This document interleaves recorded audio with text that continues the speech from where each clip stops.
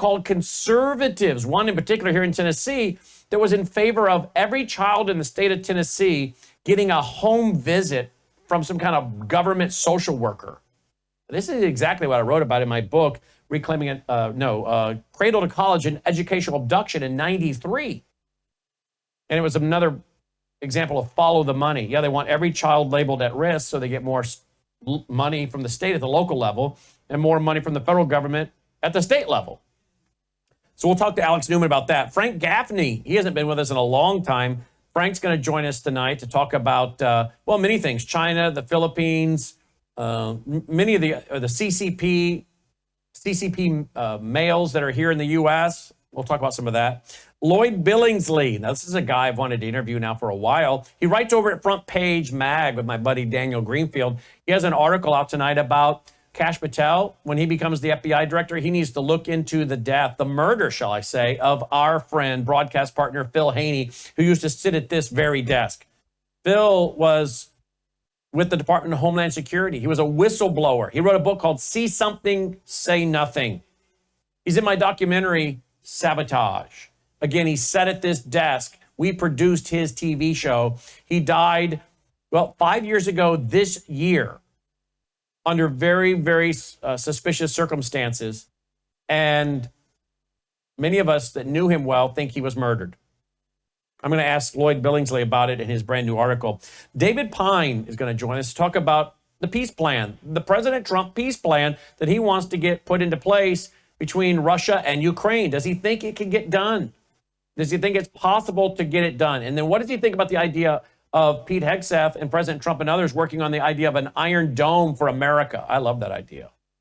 And then the Bad News Bears, Wes and Mike, join us for a few minutes as gold hits another record high and central banks are gobbling up gold at what one outlet calls eye-watering numbers. And eye-watering numbers are gobbling up gold. Some of the central banks. Okay, before we get started with Alex Newman, and I think we're going to go to Lloyd first.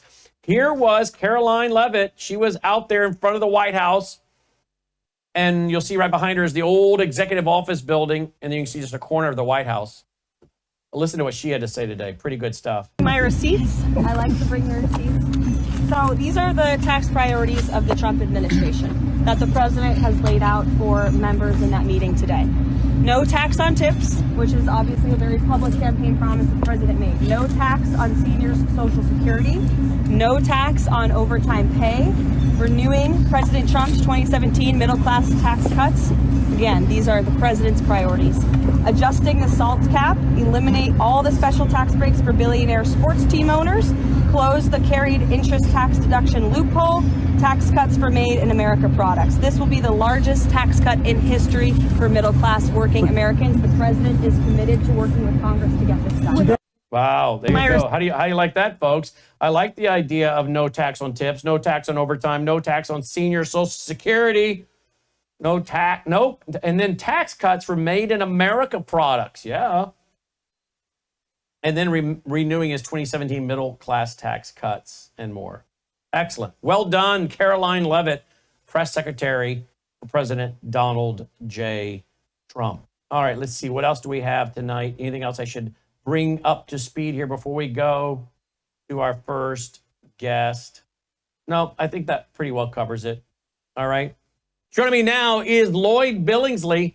He's the author of a brand new article over at Front Page Mag. You guys know we interview my buddy Daniel Greenfield over there quite a bit. And I was so happy to see this article today because we're coming up on the anniversary of the murder of my friend Phil Haney. And here's Lloyd Billingsley writing, Task for Cash, resolving the homicide of DHS whistleblower Phil Haney needs to be on the top of his priority list. He's 100% right.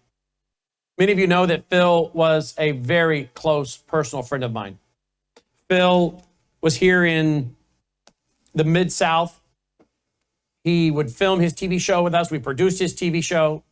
He was supposed to come back the next March or the next month. He died in February. He's supposed to come back the next month in March and film a dozen more shows. He's in my documentary, Sabotage. And I believe all the evidence points to murder. In fact, he told many of us, if I'm ever found shot, I didn't kill myself. and all the weird things that happened with this DHS whistleblower who wrote the book, See Something, Say Nothing.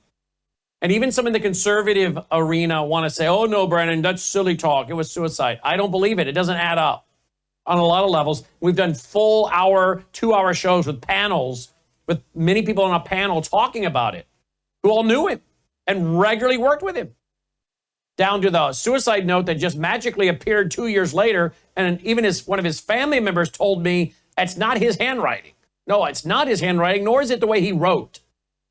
Joining me now is Lloyd Billingsley. Lloyd, great to have you on. I've wanted to have you on the broadcast for quite some time. Thank you for being with us tonight, sir. Thanks for having me. What do you make of what I just said? Well, there are many unusual aspects to this case. Phil Haney was a very erudite man. He worked in the Middle East as an entomologist. He knew Arabic. He studied the Quran. And then he writes this book. He's a good fit for the Department of Homeland Security. And he writes a book showing how he was prevented from doing his job. Such a high-profile whistleblower, when he turns up dead, you would think the first order of business is to get a list of suspects and find the motive. The people who would have the strongest motive to kill Philip Haney would be terrorists and their collaborators in the United States government. Those are the people he exposed. There was no manhunt. There was no list of suspects. And the evidence was quickly shuffled off to the FBI from the Amador County Sheriff's Office, which is not far from where I live. Well, we called them and tried working with them, and they wanted nothing to do with us from day one. Day one, they wanted nothing to do with us at that sheriff's department when we were trying to provide them with information for the investigation, names and numbers of other people that they should be interviewing, even potential suspects that we thought they should be looking at, based on some threats we received and telling us that, sending letters to us, threatening letters to us, and then saying that they were going to start sending letters to some of our speakers. And some of our speakers like Usama Dakdok, Sharam Hadian, who worked with Phil, all knew Phil, worked with Phil, they started receiving those threatening letters. And when we contacted that sheriff department to say, hey, you might want to look into this individual we think is the one behind sending these threatening letters to us, and then saying they were going to start sending them to our broadcast partners, and they did, you might want to look in this person. They had zero interest. And when we called back one day, I was talking to someone who answered the phone, I heard someone in the background say, is that Brandon House guy? Hang up the phone. They were mad that we were calling. I think the corrupt federal FBI had already told them, don't talk to any of the people around Phil Haney.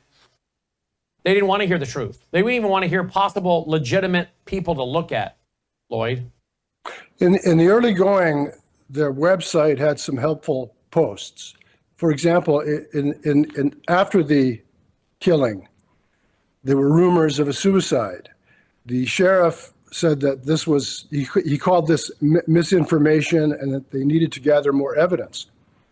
I had little success talking to the Amador office, and the local office of the FBI wouldn't talk to me at all. They just told me it was closed. The case was closed. And those posts, there were several posts, they disappeared after about 6 months. So I referenced those in the articles on Phil Haney. I tried to write one every anniversary. So it's the 5th anniversary coming up. But the Amador Sheriff and the FBI were not helpful at all. Well, Lloyd, it's been 5 years. So I think the report came out on his death 2 years after his death. So it's been 3 years since I reviewed it. But if I remember correctly, weren't they talking about finding the fingerprints of more than one person on the gun? I didn't follow up on the firearm. What was most of interest to me was the report of the forensic pathologist, Dr. Raven, ruled it a death by homicide. That means death by the hand of another. Two years after that, some official in the Amador office changes that to make it a suicide. That is very unusual. Now you're telling me something I didn't know. I don't think I knew that. Well, if you go to front page, go back and look at all the pieces I wrote. The link on there about the forensic pathologist will have photos of the autopsy report where it says a homicide. And it has names there. There you go. There you go. And it has what? I'm sorry. It says homicide. It says homicide. She signed off homicide. Isn't that? I'm hearing this for the first time right now. I did not realize they had signed up on homicide and then changed it. Yeah, that's right. And it what wasn't this forensic pathologist who's very experienced. It wasn't Dr. Raven who changed it. It was officials in the Amador County Sheriff's Office. Now, it's not, the deputy coroner is an official in Amador County. The deputy coroner is just an official of the sheriff's office. It's not clear what medical knowledge qualified that person to reverse and change the ruling of Dr. Raven that this was a homicide. What do you think made her think it was a homicide? Did she give any signs that why she thought it was a homicide? Well, there's the usual drawings, the path of the bullet, and so on. And it's not, the report isn't an essay. She thought that spelled homicide. I did not speak with her or interview her. Her ruling on the report was enough for me. Yeah. Well, if I remember correctly, correct me if I'm wrong, Lloyd, he supposedly shot himself in the chest, but misses his heart and comes out his lower back. Is that right? Yeah, it has the report has the path of the bullet, and that's standard for the. Whoa! I think I just found it. Look, homicide autopsy. There you go. There you go. There you go. I'm learning this tonight myself, folks. Yeah. Good grief. Well, and then after the 2 years, there's this Associated Press report that quotes all these people. Oh, none is named. He gave his potted plants to neighbors. He was depressed, and so on. None of these people are identified. So it smacks of fake news to me. Yeah, I remember that. Oh, he was giving plants away. I'm like, really? And we're supposed to just believe that? You're exactly right. As one commenter pointed out, why do that? Why not give away all these materials that are supposedly contraband? The materials the FBI seized were handed over to the Department of Homeland Security, where someone ruled that they were contraband, and that Haney, who's dead, is somehow a criminal, a smuggler of some sort. And the materials are never identified or displayed in any fashion. In other words, what they were trying to say is that he somehow stole information from the DHS when he was there, which he shouldn't have had. That he should have had. But again, there was no evidence or proof of that. It was just maligning Phil Haney. Well, the procedure should be let's see what they seized from Philip Haney. The people are competent to judge whether it's contraband or not, or whether he should have had it or not. Why didn't that happen after he wrote his book in 2016? That surely had a lot of incriminating information in it. Mm-hmm. If look at this. Let me show this. Based on the facts and circumstances in this case to include a significant amount of evidence collected and processed, the manner of death in this case is classified as suicide. So up top we had homicide, down here we got suicide. Right. Right. So that's what I'm going on. And one of the his name escapes me just now. I think it's Redmond. One of the new sheriff had been trained at the FBI Academy. That's right. I think I remember that. Yeah, he has an FBI connection. Mm-hmm. And I don't recall anything from Director Christopher Wray on this case. Well, Kash Patel, I hope will look at it, but I'm going to go back to that. Look at that homicide autopsy. Signed right. I mean, just circled it right there. Yeah. If Phil wanted to shoot himself in the heart, he would have shot himself in the heart. He wouldn't have missed and come out the back of his lower back. It's all very very unusual. And again, on the side of the road at a park and ride on the side of the road. And I even noticed that we had some crime scene photos that he supposedly put out a folding chair and sat in a folding chair on the side of the road. And by the way, why was his shoe off? I remember one of the photographs has his shoe there. Why was his shoe off? Didn't that tell you there was some kind of struggle when he shot himself and his shoe went flying off? Well, we have to accept the word of the sheriff and the FBI for all this. There's been no independent, outside of those parties, no independent corroboration of or even anyone seeing this evidence. Most interesting is what was on his laptop and these binders that had material. This is probably the manuscript for a new book. He was planning. Yes, it was. He was planning a new book. He told me about it many times. In fact, he even told a mutual friend of mine that some of the stuff that's going to be in my new book, I'm putting in my TV show with that Brandon's producing, which he filmed in this studio from this desk. And he told that friend of mine that I am going to put some of it in my show because I know if anything happens to me, Brandon won't delete those shows off of his database, out of his library. And of course, we have it.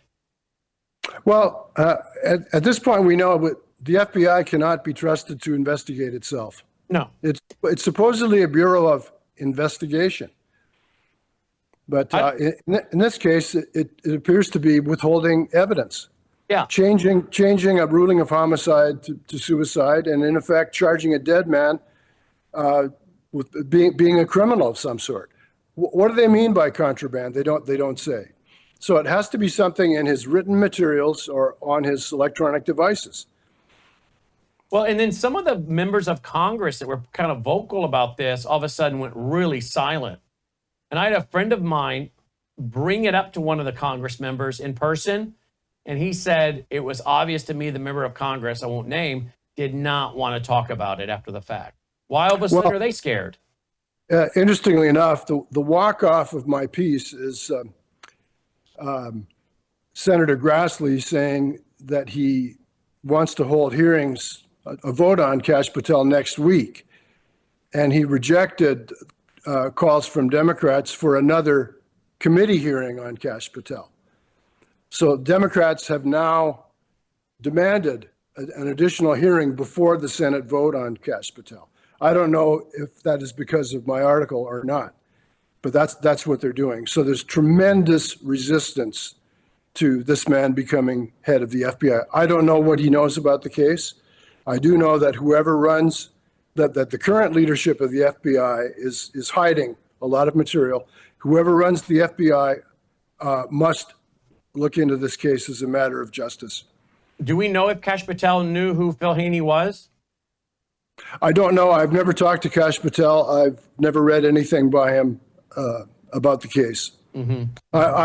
I suspect he does know about it. It was a high-profile case. Yeah, of course. You can still buy his book. Yeah, See Something, Say Nothing. You can still buy his book, See Something, Say Nothing by Phil Haney, DHS whistleblower. He's in our documentary, Sabotage. He's sat at this news desk producing multiple shows, which are now in our vault, worldviewtube.com/vault. I remember talking to them at the sheriff's department out there. They told me there was no suicide note. I got that out of them. They weren't willing to give me too much information, but I got that out of them. Then all of a sudden, 2 years later, voila, suicide note. Right. I won't say which family member, because the family members from the family member I talked to numerous times are scared to death. And the family member said to me, that's not his handwriting. I said, well, I agree, but that's not the way Phil talked either. You know, that's not he didn't talk that way, the way they had this note written. Why all of a sudden a suicide note when the sheriff's department told me that they at least let me know, no, there was not a suicide note. Then all of a sudden, 2 years later, there is? Yeah, unusual, highly unusual. So someone needs to look into it.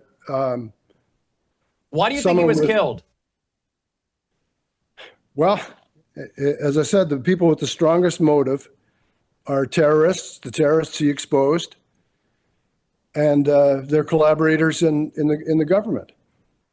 The Obama administration changed the focus from radical Islamic terrorism to Obama's domestic opposition. early in his term, you remember the terrorist attack at Fort Hood, Texas. They called that workplace violence. It wasn't terrorism. It wasn't even gun violence. It was workplace violence. So the whole focus was off of Islamic terrorism and onto his own domestic opposition. Now, Haney exposed radical Islamic terrorists. So they would have the strongest motive to do away with him. And so would the people who collaborated with those terrorists in the US government. The Department of Homeland Security is supposed to protect the American people, not collaborate with those who are trying to kill the American people. Yeah, 100% It's agree. a simple thing. Yeah, it is pretty simple, isn't it, Yeah. Lloyd? Well, we need to stay on this because why do you think, by the way, I got some pushback from some guys in the so-called conservative arena telling me that myself and Leo Holman and a few others of us should be quiet about this idea that he didn't commit suicide, that he was murdered. They were like, oh, no, it was suicide. You know, one of them said, I talked to a guy in the FBI. I'm like, yeah, well, you might as well be talking to, Peter Pan, for Pete's sake. Give me a break. But why do you think there are some people in the so-called conservative movement who have wanted to openly agree with the suicide narrative and criticize people like yourself and myself and Leo Holman and others? I can't say. I do know that we can't put any stock in what the FBI says.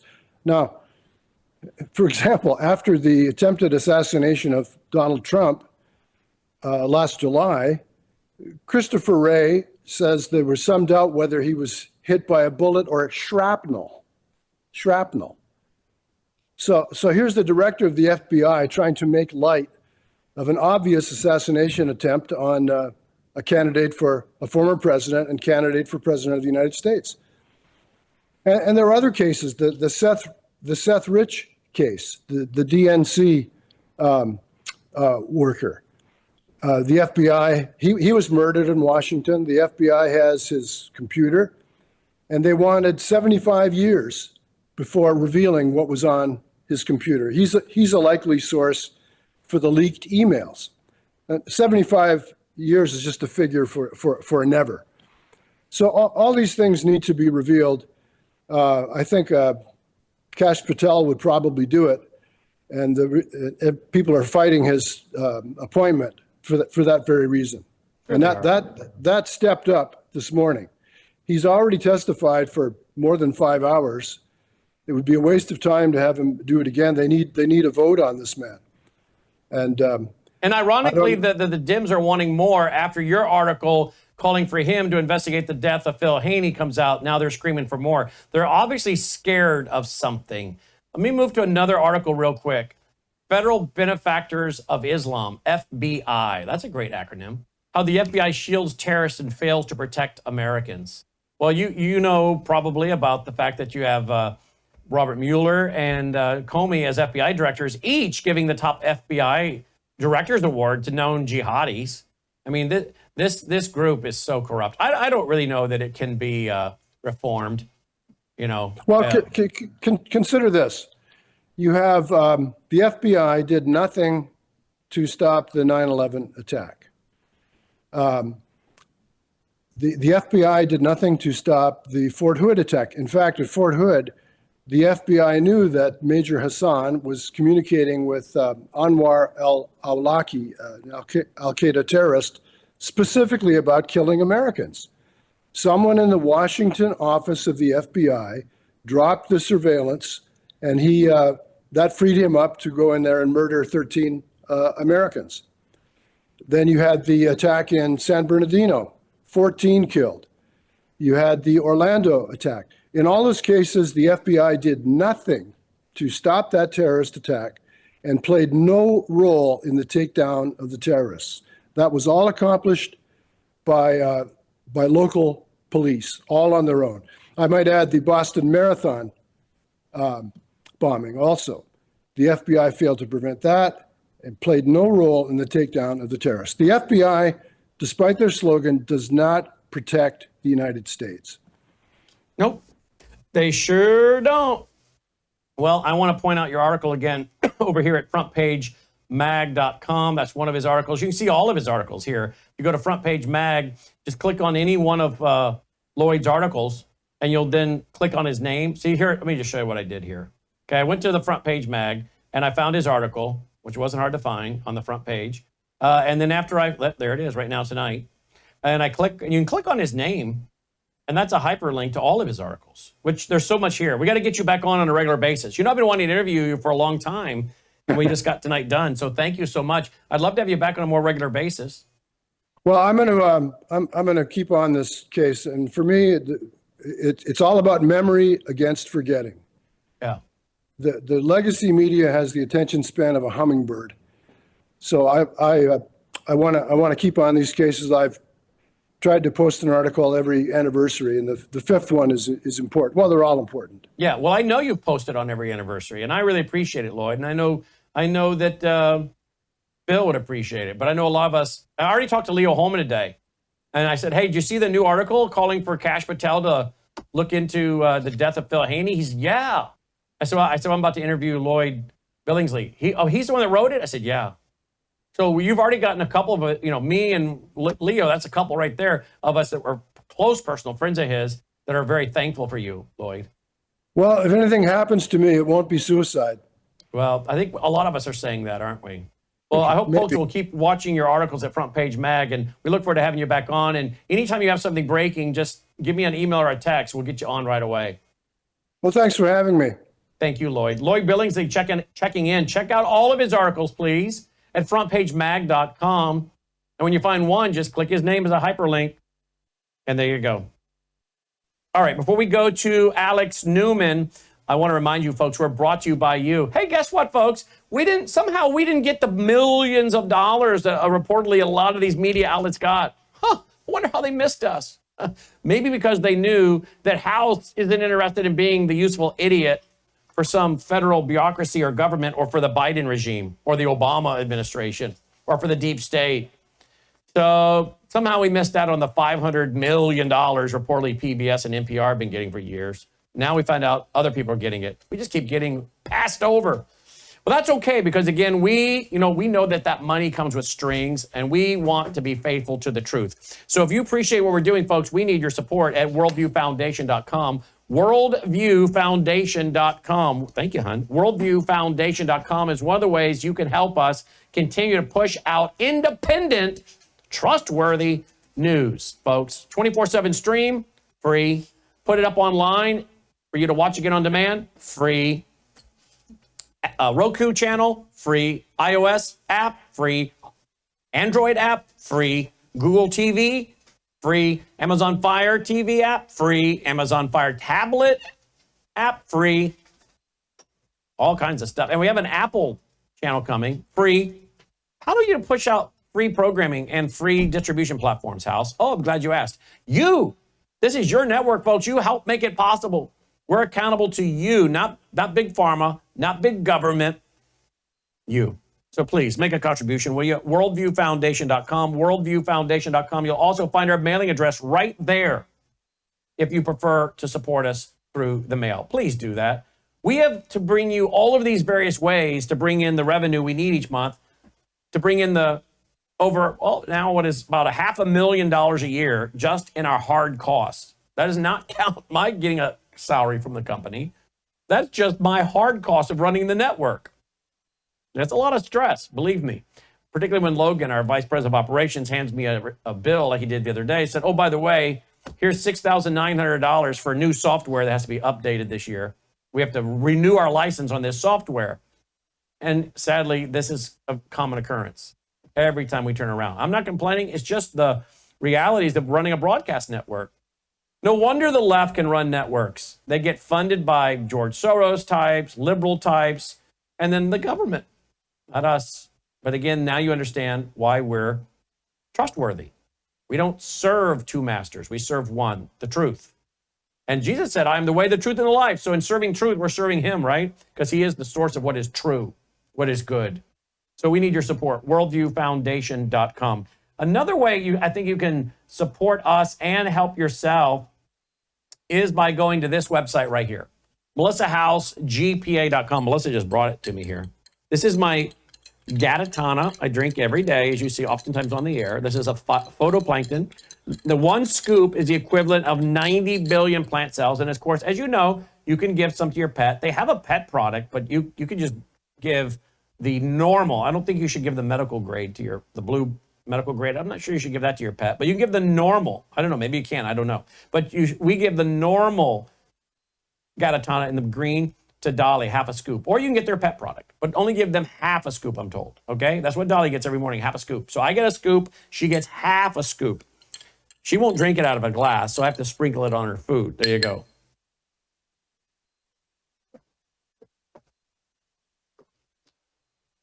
And this is 47% protein, tons of amino acids, a bunch of trace minerals. There are 5 of these trace minerals in here are really good for pets. Your beta carotene, your magnesium, all kinds of stuff, folks. I've rattled it off before. This is legit. It's got 5 clinical trials behind it. I hope you'll check it out. MelissaHouseGPA.com. MelissaHouseGPA.com.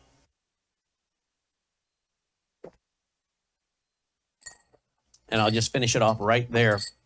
Yeah, I'll tell you what, it tastes a lot better. It tastes healthier, to be honest with you, than it did before. And maybe one of the reasons is because I've got my Worldview water, worldviewwater.net. That's water from the filter, through the filter. And it really has a much healthier taste than it did before, because apparently a lot of the water we were drinking before had chemicals in it, which I told you my wife noticed that. When she got some ice one day out of the refrigerator, which is not filtered, it's got one of those cheap filters, so it doesn't really work. And the ice melted, and she drank it. And she's like, "Oh, that tastes like chemicals." Well, sure. Now everything tastes better. Dolly loves the water. So go ahead and just click on shop. It'll bring you right to our store. There you go. And get your under-the-counter kitchen sink filter, as well as your one for your shower, okay? Worldviewwater.net, worldviewwater.net. Let me pull that down real quick, Logan. Let me show them something real quick before we go to our next guest. Here's a lady that offered us this picture. She said this was 13 days old. Flowers, $5 worth of flowers she bought. Put them in the water filtered by Century H2O, and guess what? 13 days on, no signs of wilting or dying. Now, if that'll do it to your flowers, what do you think it's doing to you, your body, and that of your pet? So please check out worldviewwater.net, worldviewwater.net.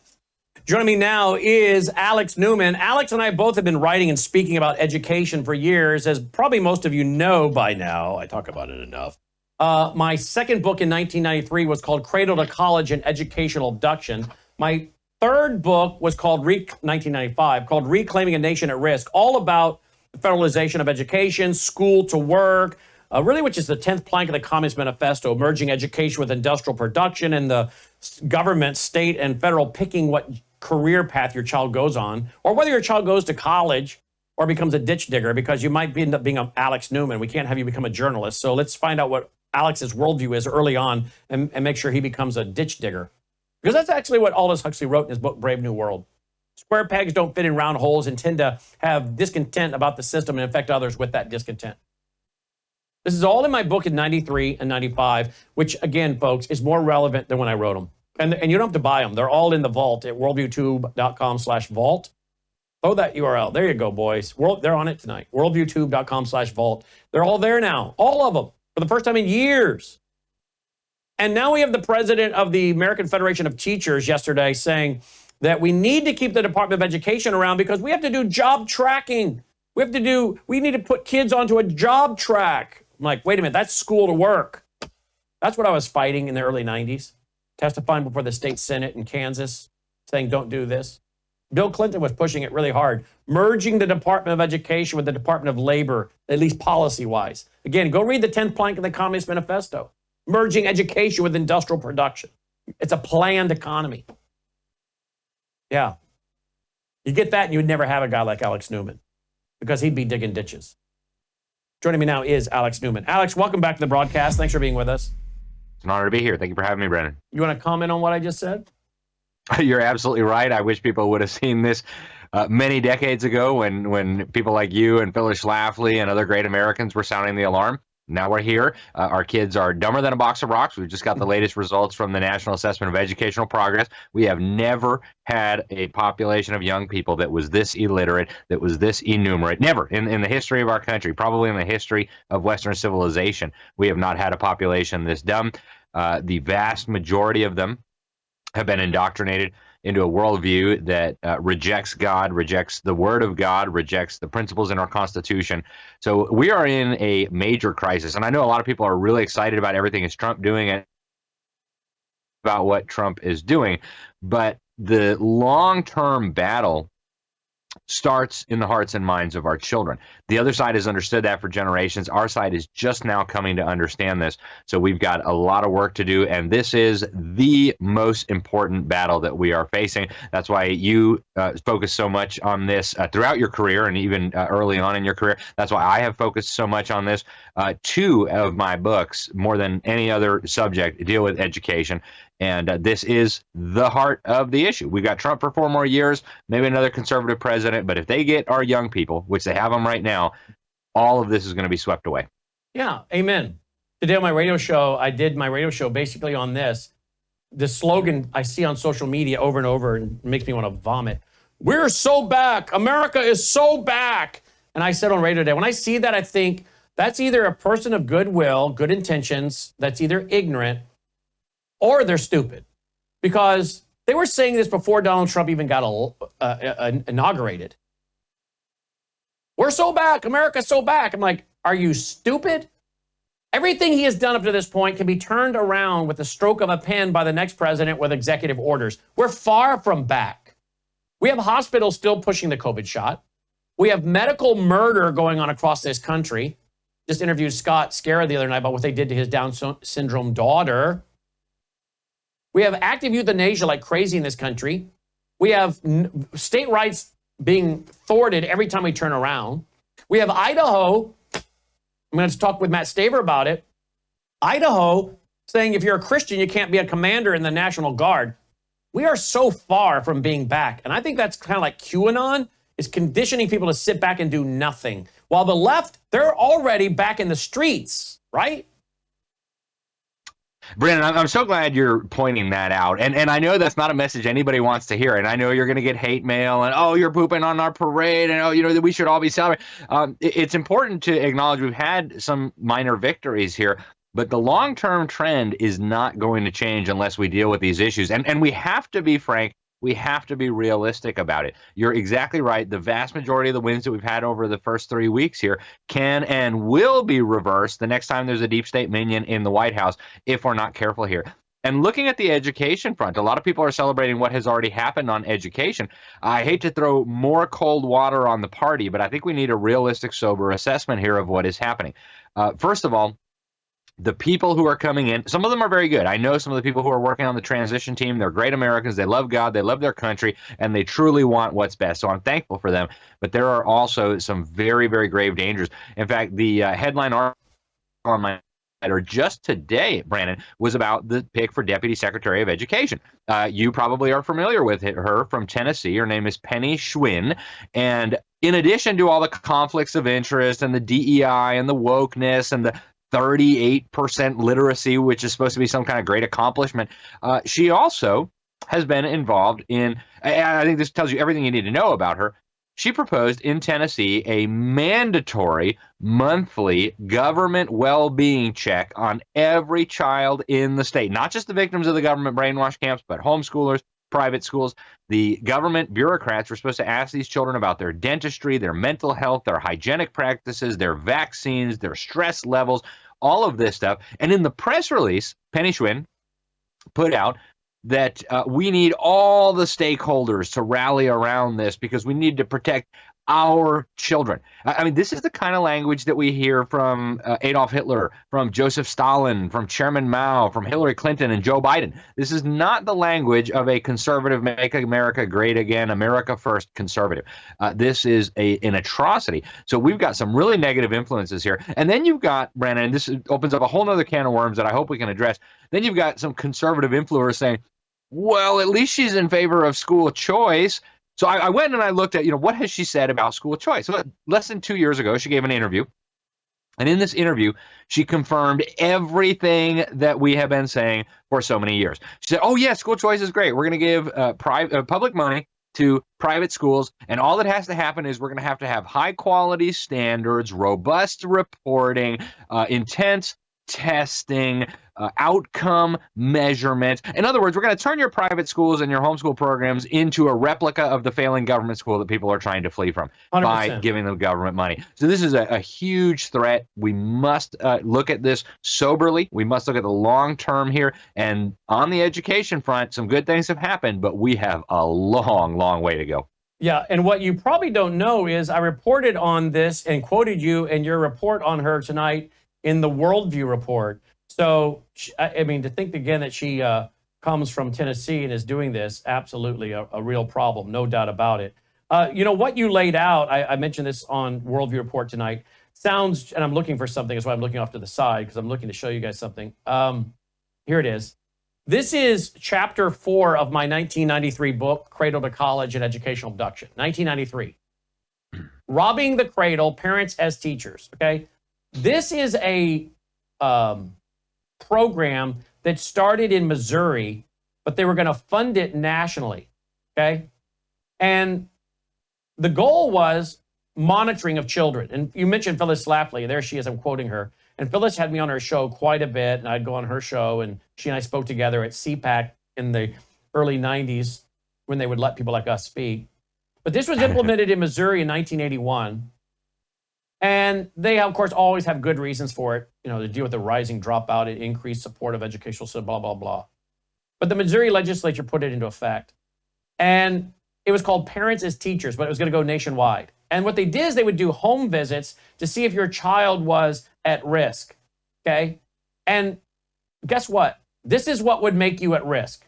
Premature babies, emergency delivery or birth trauma, a child's slow growth, poor appetite or frequent illness, delayed development. Who measures that? Inability of parents to cope with inappropriate child behavior, including spanking as an exclusive form of discipline and inconsistency. A parent who is ill, heavy, tired, depressed, handicapped, injured, or appears to be of low level intelligence. Who decides that?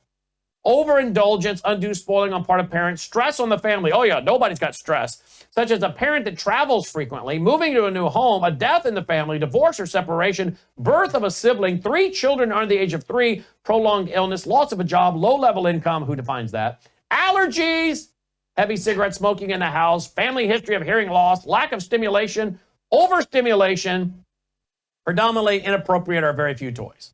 Now, as I wrote in this book in 93, the whole goal was to get everybody labeled at risk so you could have the government nanny states. As this gal in Tennessee here apparently wanted everybody to get a regular visit from the government. And by the way, they wanted to do it without the parents around, I reported you as saying in your report. Yeah. And that's what their documents show, Brandon. I have their documents. I dug them out when she first proposed this, and they specifically say in there, try to get the child away from the parent, try to do this in as private a setting as possible. So they weren't even hiding this. They wanted to talk to these children as far from their parents as they possibly could. And as I pointed out in my book in 93 and on my Worldview report tonight, it generally comes down to money. Let's get all the at-risk kids we can in a local school district. Then we turn back to the state and we say, we got all these at-risk kids, which means everybody's at risk based on the criteria I just gave you, because they want as many kids at risk so they can get more money. So they go back to the state and they say, hey, Nashville, we got all these at-risk kids. Give us more money in our school district, right? And then the state turns around and says to the federal government, oh my, look at all these at-risk kids we have in our state. Give us more federal money. It's a game. And then, of course, we already know from the Biden regime that conservatives, patriots, constitutionalists are potential domestic terrorists, right? We have a case that we're going to deal with Matt Staver of a child in Maine, and the parents were never married. And this happened about 12 years ago. And I guess the mother became a Christian and started taking the daughter to Calvary Chapel Church in Maine. The judge is like, no, and refers to God in the small g in his hearings, in his paperwork. 11 pages apparently he spent trashing on this church. And I saw it, and I thought, I got to get Matt Staver on about this. So these are the kind of people we're talking about. If they make it into your home, good luck. And then you have to worry about your child ending up in the foster care system. Oh, wait a minute. They end up in the foster care system. We see the abuse, the sexual abuse and sex trafficking of children. Oh, wait a minute. Let's call up State Senator Schaefer and ask Linda Schaefer about that. Oh, wait a minute. I'm sorry. I can't call up my friend Linda Schaefer, who I interviewed many times, who spoke at Worldview Weekends in Atlanta, Georgia, because she's dead. Because interestingly enough, Nancy Schaefer, who you'll find out there on video speaking with Phyllis Schlafly, was apparently shot and killed by her husband, who then shot himself. Well, that's really weird, because there was a lot of things in there that didn't line up right. And my friend, who I didn't know at the time, I know now, Garland Favorito, it's like, something doesn't smell right here. And by the way, I went to lunch with Nancy and her husband in Atlanta after she spoke at one of my Worldview Weekends. I don't buy it. And what was she doing back in the early 90s? Talking about Atlanta, Georgia, and foster care as sex trafficking. So yeah, that's right. Let's label kids at risk. Eventually we can get the kids out of the home and put them in the foster care system and sex traffic them. Am I talking out of craziness here or not? You're exactly correct, Brandon. And Nancy Schaefer was 100%, along with her husband, they were murdered because of what they were exposing. They were exposing the kidnapping of children from good homes, from good families, being trafficked as sex slaves into the child protection system. And unfortunately, as Nancy Schaefer herself warned, that is not a problem that is unique to Georgia. I mean, it just came out in Georgia again. They gave the kids to those two homosexuals who were making horrific child porn with them. And this became a big scandal, or it should have 100-year sentences for each of these evil monsters. But this is just the tip of the iceberg. As Nancy Schaefer pointed out, this is a nationwide scandal. And you mentioned the incentives, too. They have created a system now where there are incentives all around to continue this and to expand this. So you get federal bonuses. The more children are kidnapped, the more children are put on drugs, so that you can send more tax money to the big pharmaceutical companies to give poison to these children. It is the most diabolical system that a person could ever imagine. And unfortunately, even if Trump did everything right, the system is so entrenched at the state level, at the local level, at the international level, at the teacher union level, at the teachers college level, that there's not a whole lot he could do to dismantle it. At this point, I would say the biggest and most significant risk to children is the public school system. And the public school system actually feeds children into the corrupt CPS sex trafficking system. So we're dealing here with one of the most horrific scandals in all of human history. And I say that with no sense of exaggeration at all, staring us right in the face. And unfortunately, we're talking about, yes, a big victory because now men can't shower in my daughter's locker room anymore. The fact that we consider that to be a victory, the fact that we even need to talk about that, shows you just how far down into the abyss we have gone as a society. Yeah. Amen and amen. Look at this. This is from my book in 1993. I mean, I can't remember everything that's in my books. So I was just scrolling through this. And this is interesting. This is this Parents as Teachers program, which you hear they even want to try to bring that back in the conservative state of Tennessee, with a bureaucrat who they're trying to get into the Trump administration in the Department of Education. Katie Soffin, a researcher on Parents as Teachers and outcome-based education, wanted to find out if such reports were true about if parents didn't follow the advice of these home visitors. As the director of PAT Answers and a staff writer for Kansas City Christian newspaper, Ms. Soffin conducted the following interview. Quote, in November of 1991, I called the child abuse hotline to find out further details on how they handled reports and if they handled reports from parent educators. They told me they did. I asked if a parent educator were to recommend that a parent see a doctor to prescribe Ritalin, and the parent saw the doctor, was given a prescription, but refused to give Ritalin to their child, would that parent educator call the child abuse hotline? They replied yes. What happens with the report from there, I asked. They replied the case is given to a social worker, who then contacts the parent educator and the physician. The three of them decide whether or not to deliver an ultimatum to the parent to either give their child Ritalin or the child will be removed from the home. I could not believe what they told me. Alex? This is not surprising at all, Brandon, and it has gotten orders of magnitude worse today. If you look, even at the government's own data, you've got maybe 1 in 5, 1 in 4 children on these dangerous psychotropic drugs. The CDC's latest data on young girls is astounding. Over 1 in 3 have seriously considered suicide over the last year. 1 in 10 have tried to commit suicide over the last year. We have a mental health crisis like we have never seen before, and yet we're spending more money on mental health stuff than any society has ever spent in the history of humanity. because what's going on is this is being engineered. And again, the system is set up in a way that there are benefits for everybody. So not the vast majority of the people in the system don't understand how the whole thing works. The pharmaceutical companies understand, hey, we're getting rich, let's keep drugging these kids. The psychiatrists understand, hey, we're getting rich, keep sending me the kids. The school system understands, hey, we're getting more state and federal money. This is fantastic. Let's diagnose some more of these kids. So all around, there are incentives in place to not just perpetuate this, but to expand it. So the question we need to be asking ourselves is, who put these incentives in place and why? It's not just big pharma. It's not just the quack psychiatrists. It's not just the perverts at the CPS. There's a power behind the scenes that wants this to happen. Our children are being destroyed. They're being turned into revolutionaries. They're being dumbed down. They're being sexualized. And they're ultimately being turned into weapons aimed at destroying the country that our forefathers fought and died for, aimed at overturning national sovereignty, individual liberty, free market economy, and big picture, crushing Christianity, not just in the United States, but around the world, in preparation for this totalitarian one new world order. The evidence for this is absolutely overwhelming. This isn't something that is an opinion or an inference based on what we know. We've got smoking gun documents. And I'll take it a step further, Brandon, because I know your audience is very, very well educated. We're dealing here with doctrines of demons in the most literal sense. And I know you know that because you've been writing about this for so many years. Your average American, when they hear that, they think, oh, what silly hyperbole. These are literally doctrines of demons. The people who are building this system, the people who have been building this system over a period of many decades, are all on record.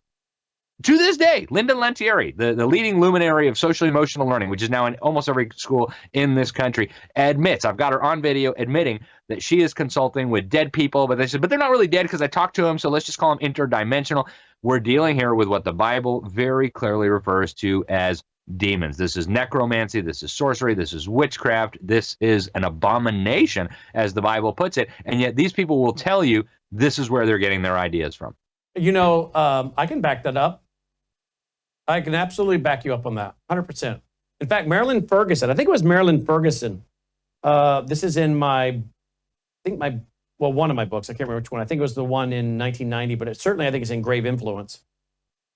Marilyn Ferguson was interviewing people who believe in cosmic humanism, New Age. Think Shirley MacLaine, Oprah Winfrey, you know? And you know what? You know what occupation New Agers were most likely to be involved in?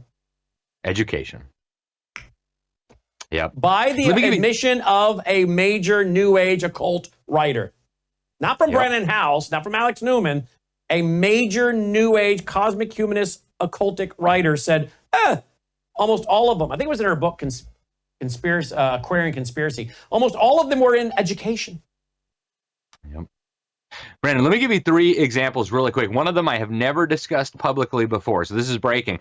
So Alice Bailey, you and I are both very familiar with her. The guy who wrote the World Core Curriculum, the guy who's called the father of global education, the Assistant Secretary General of the United Nations, Robert Mueller, admits in the foreword to the teacher's manual for the World Core Curriculum, which he says should be taught to every child in every school in every country, that he was basing his ideas on the writings of Alice Bailey. That's right. You and I both have exposed her many times. She was the founder of the Lucifer Publishing Company. She was channeling a variety of different demons, primarily one she called the Tibetan. She called them ascended masters. And I've got her book, Education in the New Age. It is bonkers. It is doctrines of demons and how we're going to use the education system to prepare the world for this new world order that will eventually eradicate Christianity in their crazy delusional worldview. So that's one. Now, we also talked about Linda Lentieri at Columbia University. The leading luminary behind social emotional learning will tell you on camera she is communicating with these entities. Another one, hired by George H.W. Bush, Mr. New World Order, back in the late 80s, to start creating the infrastructure for national education in the United States, Dr. Shirley MacLaine. All of this is public. She wrote a book, she co-authored a book called The Light Shall Set You Free. And the whole book is about the revelations of these spiritual entities, these ascended masters, and how we're going to move into the next dimension, this new human evolution, as soon as we get rid of those pesky Christians. And last but not least, here's the one that I didn't know about until very, very recently. Brandon. So my new book, Indoctrinating Our Children to Death, actually chapter 1, and I'm really excited about this book. It's endorsed by quite a few people in the Trump administration, including Secretary of Defense Pete Hegseth. But chapter 1 in this book deals with a guy called Robert Owen. Now, Robert Owen was a very prominent individual in his day, back in the early 1800s. He rejected the Bible. He was a communist long before Karl Marx came along. And I always thought of him as kind of a godless individual.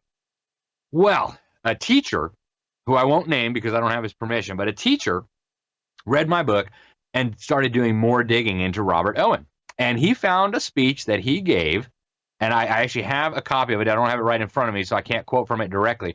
But he brags about how he is talking to dead people, and he explains, hey, I know these are who they claim they are. I know these are actually dead people because I knew them in this life, and they talk the same way. They have the same man. So he's justifying his communication with these spiritual entities that he thinks are dead people that very, very clearly are what the Bible is talking about when it forbids necromancy and speaking with demons and things. So he is the first individual that I can find in the modern era, Brandon, who seriously proposed that the government ought to educate our children. He's the guy who laid the groundwork for government school in Prussia. And he talks about this in his autobiography. He wrote these essays about how the government ought to educate children.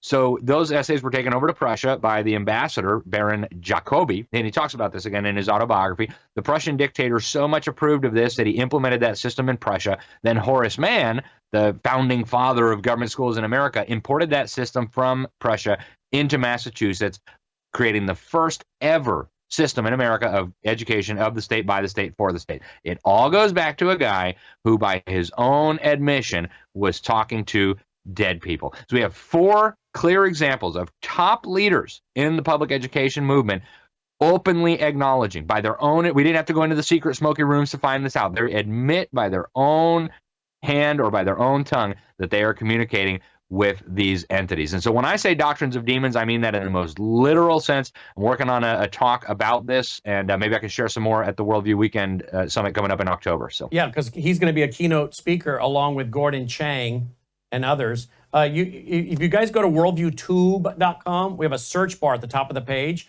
Just type in Dr. Shirley McCune. Here's how you spell her name. And you're going to see all kinds of articles pop up.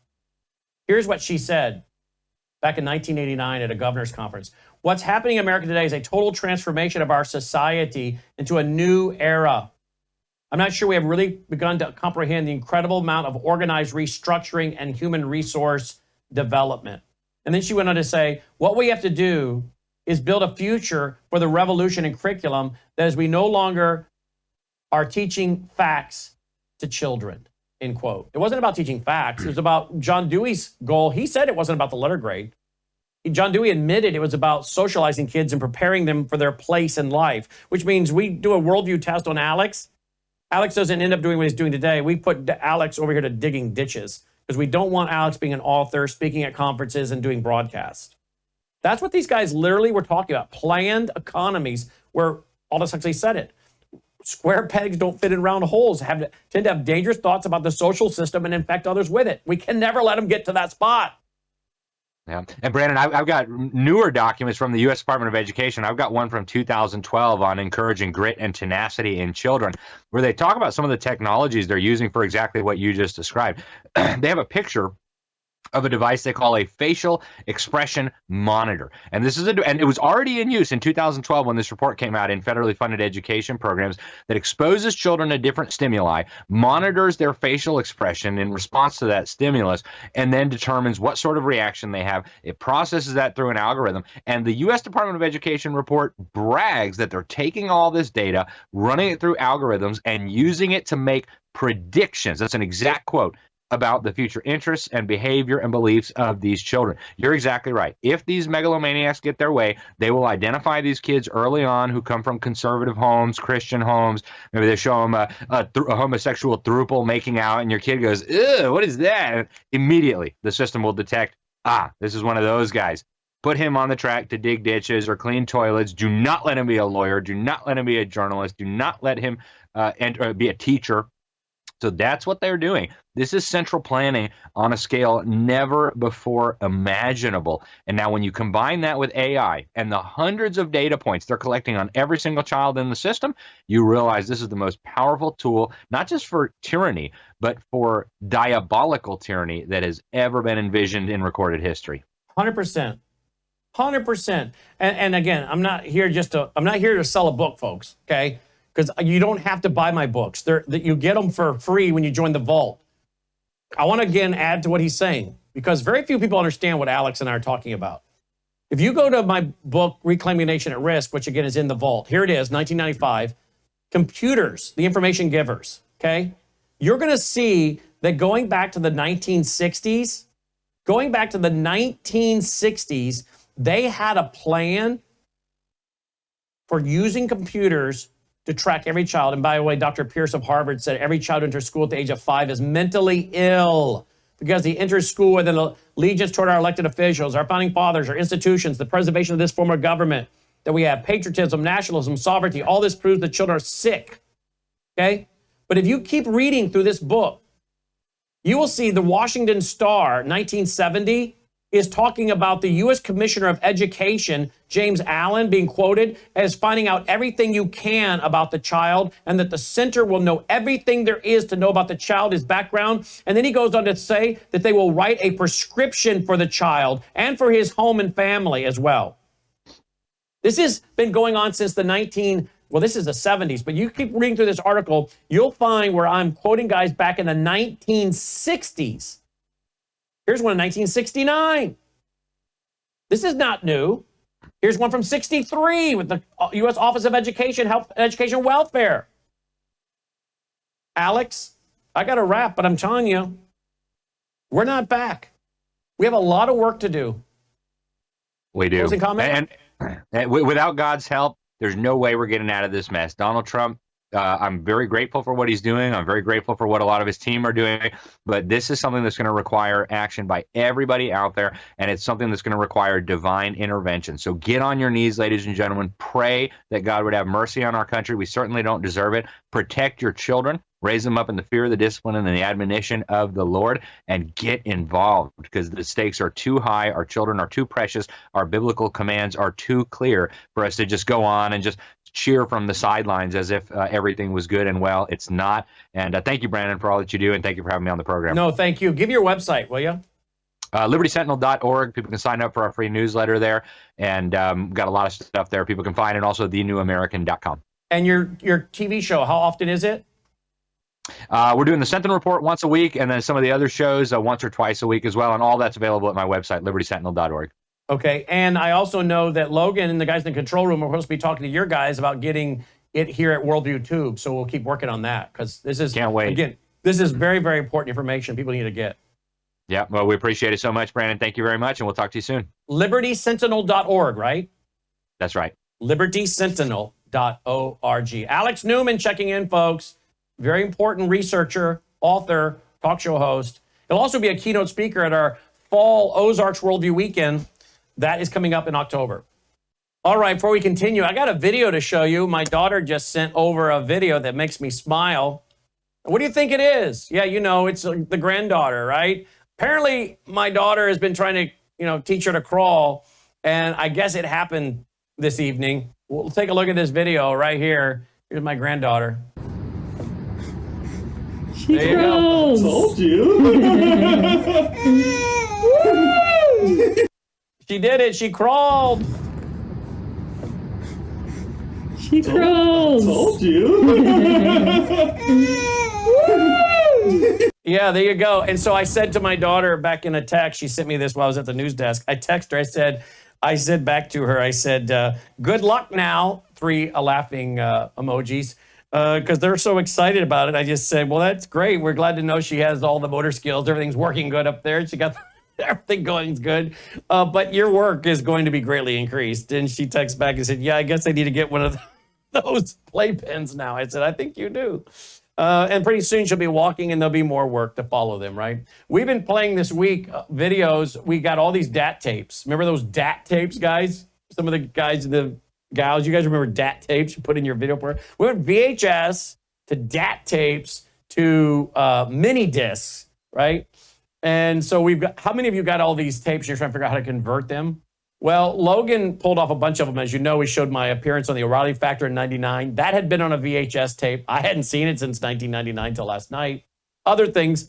But we're also pulling stuff off of DAT tapes. I think one night this week we might show them the old man water skiing, because Logan was a little shocked. He actually said, I turned around to one of the guys in the control room and said, "That's my dad. Can you believe he could do that at one time?" And my daughter and my son are all saying, "I think you should try that again. Let's do that again." And I said, I'll be 56 in April, and there are a lot of people that water ski well up into their 80s. I'm happy to water ski. I'm happy to do that. Slalom's fine, but cutting it so sharp as I was and throwing rooster tails, I said, all that takes is one wipeout and your knee is gone. But I don't know. Other guys are like, dude, I'm doing it at 60. What are you talking about? So I guess it's a matter of what level of risk you want to take. So we'll bring you some of those as well. But my kids, it's kind of fun to show them the things I did when I was younger that they didn't remember me doing. One of the guys in control room saw video footage of me in my first lab, or my second lab, summer hunting. Van said to Logan, "I didn't know your dad would ever go do that. I just didn't see him doing that kind of thing." So yeah, that's before I became a slave to this network. But we've had a blast this week watching Logan on one of the videos take his first few steps. So now we're watching my granddaughter crawl. One of the videos the other night was me trying to teach Logan how to walk on his own, which he, within a few hours, was doing. And we got it on video. So we're having a blast. One of my buddies came in the control room today, in fact, and saw all these tapes laid out. He said, "What are you guys doing?" And I said, "They're converting these things." So a lot of this is work, speeches, and appearance on O'Reilly Factor. And so a lot of it's old stuff from my job, from our Worldview weekends. I want it archived and put into our vault, and I want to show it to my TV audience. He said, "I got an old VHS tape of my wedding, and I put it in the other day to watch, and it's corrupted. It doesn't work." I said, "Well, that's what happens. These things break down." I said, "That's one reason why we're trying to get it off the digital and then save it so we can actually watch it." So I will hope to bring you some water skiing video. Maybe we'll do that tomorrow on Friday. Some fun programming there. But the the granddaughter, she crawls. All right, there you go. All right, Swish for Life. Hey, remember, support us and your health. Swish for Life. That's the website, Swish for Life. That we made a specific, unique website for this. This is called Numi, and it contains glutathione. That's an all-natural occurring molecule in your body that starts to decrease around age 20. Swish with it for about 3 minutes, and then you can swallow or spit it out, but you're getting glutathione in your system within 90 seconds to help detox your cells. Very, very important, folks, to be detoxing your cells, right? Swish for Life. 162,000 studies on glutathione at PubMed. So this is not a joke. Some studies show it may remove mercury from your brain, helping prevent Alzheimer's, dementia, and Parkinson's. Swishforlife.com. The trifecta. I took I take my Gatatana, I take my Numi right here, and then I take my Bella Grace. The trifecta, folks, right there. All right, take a look at this. We are doing a rally. We haven't done one in a lot of years, folks. It came off the road other than our annual conference, but we're going back out. And this is Tuesday night, April 15th, the Worldview Radio Bible Prophecy Rally. Dr. Andy Woods and myself, we're speaking. It's free. Free. Brought to you by our foundation. See all the great things we do at our foundation when you support us. Free radio, free TV, free rallies. You guys make it possible. This is free, but you got to register and get a ticket, because we have to put out, have chairs put out. They charge us $2 a chair. So we don't want to put out more chairs than we need, but we also want to make sure we have enough chairs out. So please register. You can do that at worldviewtube.com/events, worldviewtube.com/events. Get registered. Help us get out the word. Let's pack it out, folks. Let's pack it out. Logan's coming with the film crew. And if you're a member of the Vault, you're going to be able to live stream it. Another perk to belonging to the Vault. You'll be able to stream this event that night live, only if you're a Vault member. worldviewtube.com/vault. Otherwise, please be sure to get your free ticket and spread the word. Put it out on social media. Say, hey, folks, here's a free event. worldviewtube.com/events. All right. Let's see what else we got, Logan. Oh, yes, worldviewtalk.com, worldviewtalk.com. Get your free satellite phone. Just sign up for one of their very reasonable monthly plans. Get your bivvy so you can text through a satellite in case the cell towers go down. Get your solar generator. They now have a solar generator. It's free.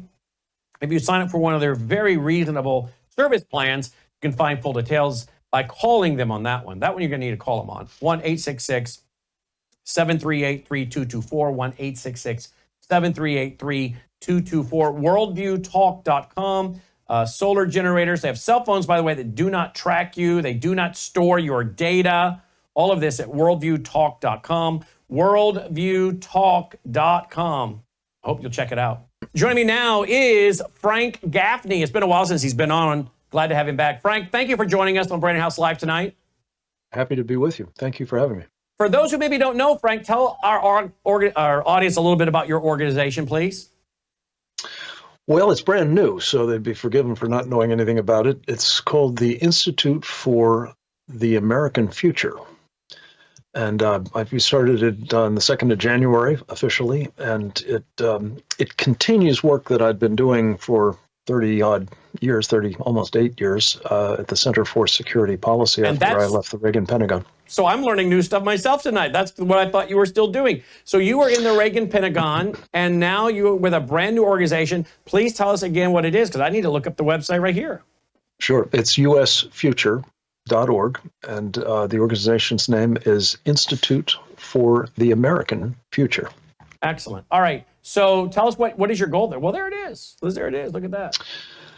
The goal is based, Brennan, I can just give you a minute of background on this. When I was in the Reagan Pentagon the last year or so, acting as an Assistant Secretary of Defense, I looked around and an awful lot of people that I had worked with to fight the good fight inside the administration, and there were a lot of those battles, as you may remember, but also externally, were gone. They'd moved on to other positions outside of government or doing other things anyway. And I discovered that, they weren't available unless you called each of them up retail, and that generally wasn't possible, having busy, days as I did. So I looked around when I got out of the Pentagon in 1988, after Kath Weinberger left, as did I, and couldn't find one, so I started at the Center for Security Policy. And the purpose was not to create another think tank. Honestly, I think we've got plenty of them, probably too many, even on our side. Rather, it was to do something unique that I thought then, and I continue to believe is much needed now, and that is to enable with a single phone call, good people in government especially, but others elsewhere, to be able to tap what I call the special forces in the war of ideas. A Tiger team made up of people uniquely qualified to work on a particular mission and tasked to do it with, again, not a lot of heavy lifting on the part of busy people, but brought to bear to try to help them get stuff done. Again, sometimes inside the administration, sometimes on Capitol Hill, sometimes with the media, sometimes with the public at large. And I did that for about 37 years at the Center for Security Policy. We parted ways at the end of September, and we've begun it in earnest at this new institute. We've got 5 different coalitions that we sponsor. One is focused on China. We call it the Committee on the Present Danger of China. Another is opposed to the globalists. My good friend Alex Newman is all about that, as I know you are. We call it the Sovereignty Coalition. Another has the very self-explanatory name, Save America's Military. Couldn't be more pleased at what the Trump team is doing in that regard. We have one called Save the Persecuted Christians, which is very much on my heart because, as you know, Brandon, there are unbelievably 365 million Christians, more than the number of men, women, and children in this country who are being heavily persecuted, not just having bad days from now on, heavily persecuted, tortured, raped, in some cases murdered, imprisoned, what have you. And we work to try to hold their persecutors accountable. And finally, we've resumed one that is, I think, of singular importance, particularly at this moment, because I believe what we are confronting increasingly, obviously in the Middle East, but increasingly in Europe and, well, for that matter, here, is something I think is best described as Sharia supremacism. And the need to fight that, to defeat it before it kills us all, or at least enslaves us, is the purpose of what we call the Victory Coalition. And we just did a really fascinating sort of hot wash on what went on with Benjamin Netanyahu and President Trump earlier this week. And that will be posted at victoryco.org probably tomorrow morning. Good, excellent. Well, it's your work that helped me understand Sharia banking, and that there are many banks. You guys put out a whole report helping me see the banks that were involved in Sharia finance. Can you explain that to our audience if someone's new on that topic? Sure. Well, first, just a word on what Sharia is. It's the way I think of it is kind of the totalitarian operating system of authoritative Islam. And again, authoritative, not all Muslims. A lot of Muslims don't want to live under Sharia any more than we do, but it's a barbaric, repressive, misogynistic system. And what they've done with Sharia finance is try to find ways to insinuate it into our country, like, finance as well as the law. They want Sharia courts in our country. But whichever form it takes, and the idea of Sharia finance is Muslims are not supposed to take or pay interest on financial transactions, which is, of course, nonsense. The time value of money is recognized in some form or fashion. But what they really want to do is insinuate the notion that you need to accommodate the special needs of Muslims. And if you don't, then you're Islamophobic, and you could be boycotted, you could be pilloried, you could be, they could sick the Southern Poverty Law Center on you like they did me. But the point is, it's basically a scam, because, of course, there's financial charges of one kind or another, and it's really not so much about finance as it is about political warfare. And funding terrorism, right? And one of the knockoffs, you're absolutely right, is under Sharia, one of the pillars of Islam is that you must tithe, and that means you must make zakat payments to fund jihad. And this is not about personal struggle, folks. This is about holy war. This is about the conquest of Islam of the rest of the world. Indeed. Let's switch real quick to China. Where are we at with China now? I mean, we interview guys like David Pine and many others here, and Gordon Chang and others. Where do you think we are when it comes to China and Taiwan, China, the Philippines, etc.? Well, one of the things I'm most proud of, really, is we've been doing for the past 2 years or so a weekly webinar series at our Committee on the Present Danger of China. So the detailed answer to that question is in now about 200 of these webinars, most of which focus on one aspect or another of what the Chinese, is friends like Gordon Chang, I'm sure, shared with your audience, call unrestricted warfare. And what we've tried to do with this series is just expose how incredibly exhaustive is their pursuit of these kinds of warfare techniques against us. So much so that most of us are even aware that we're at war with these guys, let alone that they are making huge strides across a broad front, let alone the further problem, which is thanks in part to the financing, back to financing. This isn't so much Sharia financing. This is financing that Wall Street has provided with mostly your money, folks, your pension funds, your 401k plans, your mutual funds, exchange traded funds, what have you. Your investment vehicles have, in many cases, sluiced, by some estimates, $5 to $6 trillion, Brendan, to the Chinese Communist Party, some of which goes directly into the People's Liberation Army buying weapons with which they intend to kill us. It's unbelievable. I want to commend, if I may, very, very quickly, there's a program, it's another network, but Fox Nation, Maria Bartiromo has just posted a 3-part series called Underwriting the Enemy. Really? Season 2. And interestingly enough, that's, as you know, a subscription platform, but they're going to run it, I believe, Saturday on Fox Business. And I really urge everybody in your audience to take a look at it, because if you want to know what is going on with China, which was your very important question, this is central to it. Our money is enabling all of the bad things that the Chinese Communist Party is up to. And I don't care whether it's building up their military to the point where it exceeds ours and could be used decisively against us. I don't care whether it's the enslaving of the Uyghurs or the Tibetans or Christians for that matter. I don't care whether it's the conquest of the South China Sea without firing a shot. I don't care whether it's the Belt and Road Initiative. I don't care whether it's putting some tens of thousands of People's Liberation Army personnel inside our country. All of that and much more is being made possible by our financing, and it's got to stop. And interestingly, Maria's got some very important legislators who are saying the same thing. Wow. Speaking of them inside our country, we know they've tried opening up police stations and have opened up the CCP police stations in the U.S.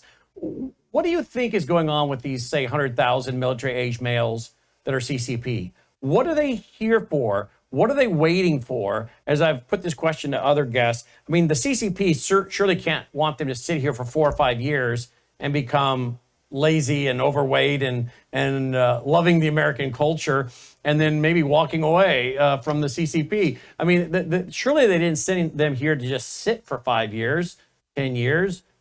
Is there a more, pressing matter that they're going to pick up sooner rather than later? Yeah, that's a great question.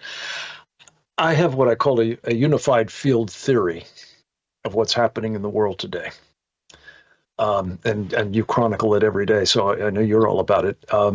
Some people call it World War III. I call it World War G. Because whether it's Ukraine, or whether it's the Middle East, or whether it's what has been percolating in Venezuela and other parts of the Western Hemisphere, whether it's North Korea, what we've been witnessing, it's the same thing in the South China Sea and the Philippines and so on, is Xi Jinping, the dictator of China, inexorably moving forward on an agenda which I believe involves not just this pre-kinetic, unrestricted warfare stuff, it's the shooting kind. And what he's setting up basically is an arrangement in which we're so tied down, we're so bled out, particularly our military kit, in these various, well, I call them acts of strategic arson that he's engaged in around the world, that we can't really do much when he decides to make his move against Taiwan. And what those guys are doing in this country, I believe, Brandon, I hope I'm wrong. I hope I'm wrong about all of this, honestly, but I particularly hope I'm wrong about this, is they're on call to disrupt America, not just our, movement of forces to the Western, the East Asia, Western Pacific theater, if you will, but to disrupt our society, perhaps catastrophically. There's a very interesting anecdote. Gordon may have shared it with you or others, but it's a really important data point. There was a guy by the name of Chi Chen, who back about 20 years ago or so was the defense minister of China, general, and he had a private conversation with some senior party people, we're told, and a transcript of it got out, and it's been authenticated. And he says in that Deng Xiaoping, the previous dictator of China, several removed, the guy who brought us Tiananmen Square, by the way, the guy who declared that the Cold War between the United States and the Soviet Union was over and that the Soviets had lost and there was going to be a new Cold War now between the United States and China would win.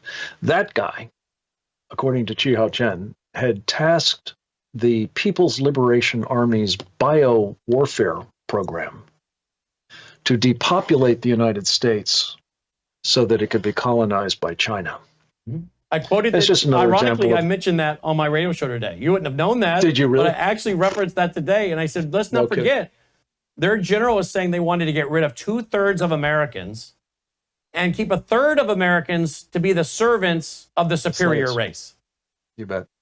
But exploiting our resources and so on. So I think what these guys are here to do if they decide to go full Monty, and I think they probably will, is to accomplish that. And you mentioned these overseas police stations. That one other thing that I'm sure you're alive to, Brendan, that is also very troubling is we discovered out in Reedley, California, a little town not too far from Fresno, and also not too far from the main operating base of all of the F-18 fighter aircraft for our Pacific Fleet,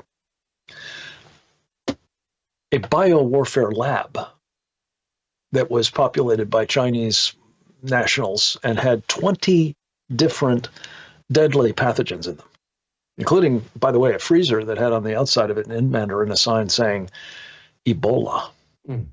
Now, the Select Committee, I mentioned some of these legislators who appeared on Maria's show. A number of them were on the Select Committee for China.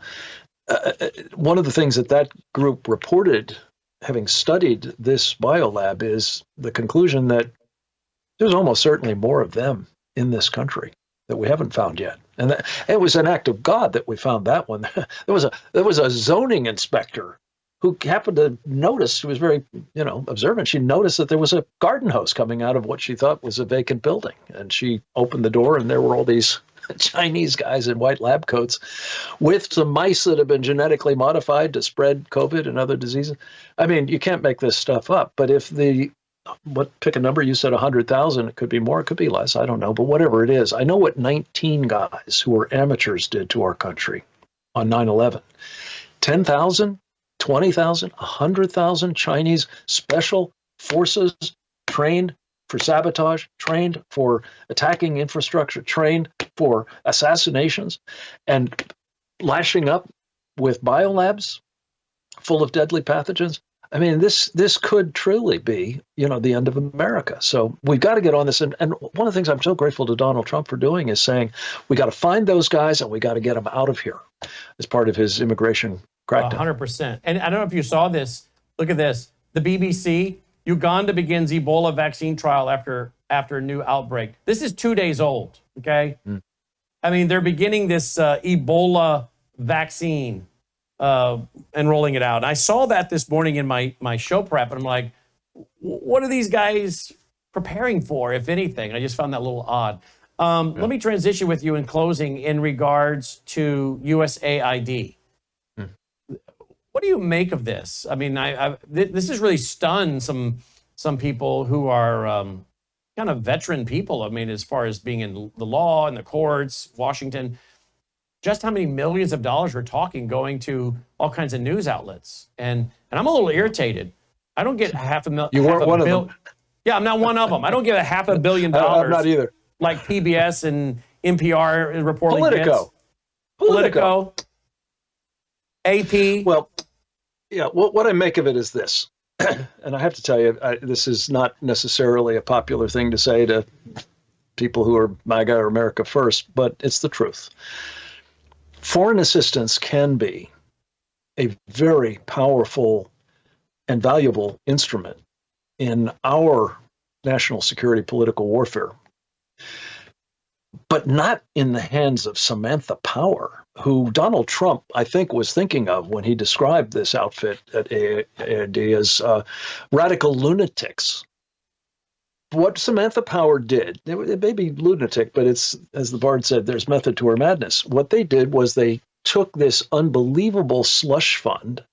I saw a number of 29 billion. I don't know if it's that high, but whatever it is, it's a lot of money to throw around for radical cultural Marxist agendas that undermine our country, whether domestically through these media outlets or overseas. And it has to be stopped. And what I fear is taking place as a result of what will doubtless be an ongoing series of revelations about just how crazy was some of this stuff, how much it squandered resources, how counterproductive it was to the national interest. We're going to see people throwing out with the baby a lot of bathwater that we really value or should if used properly. So it's a story of the kind of corruption and malfeasance and ultimately the wrecking operation that I think the Obama, Biden, 3 administrations were all about, and it has to be cleaned up. I just hope that we won't lose at a moment when there are some very serious influence operations being run against us by the Chinese and by the Sharia supremacists, Qatar and others. For instance, like for Radio Free America, Radio Free America, or now Voice of America. Radio Liberty, Radio Free Europe, you bet.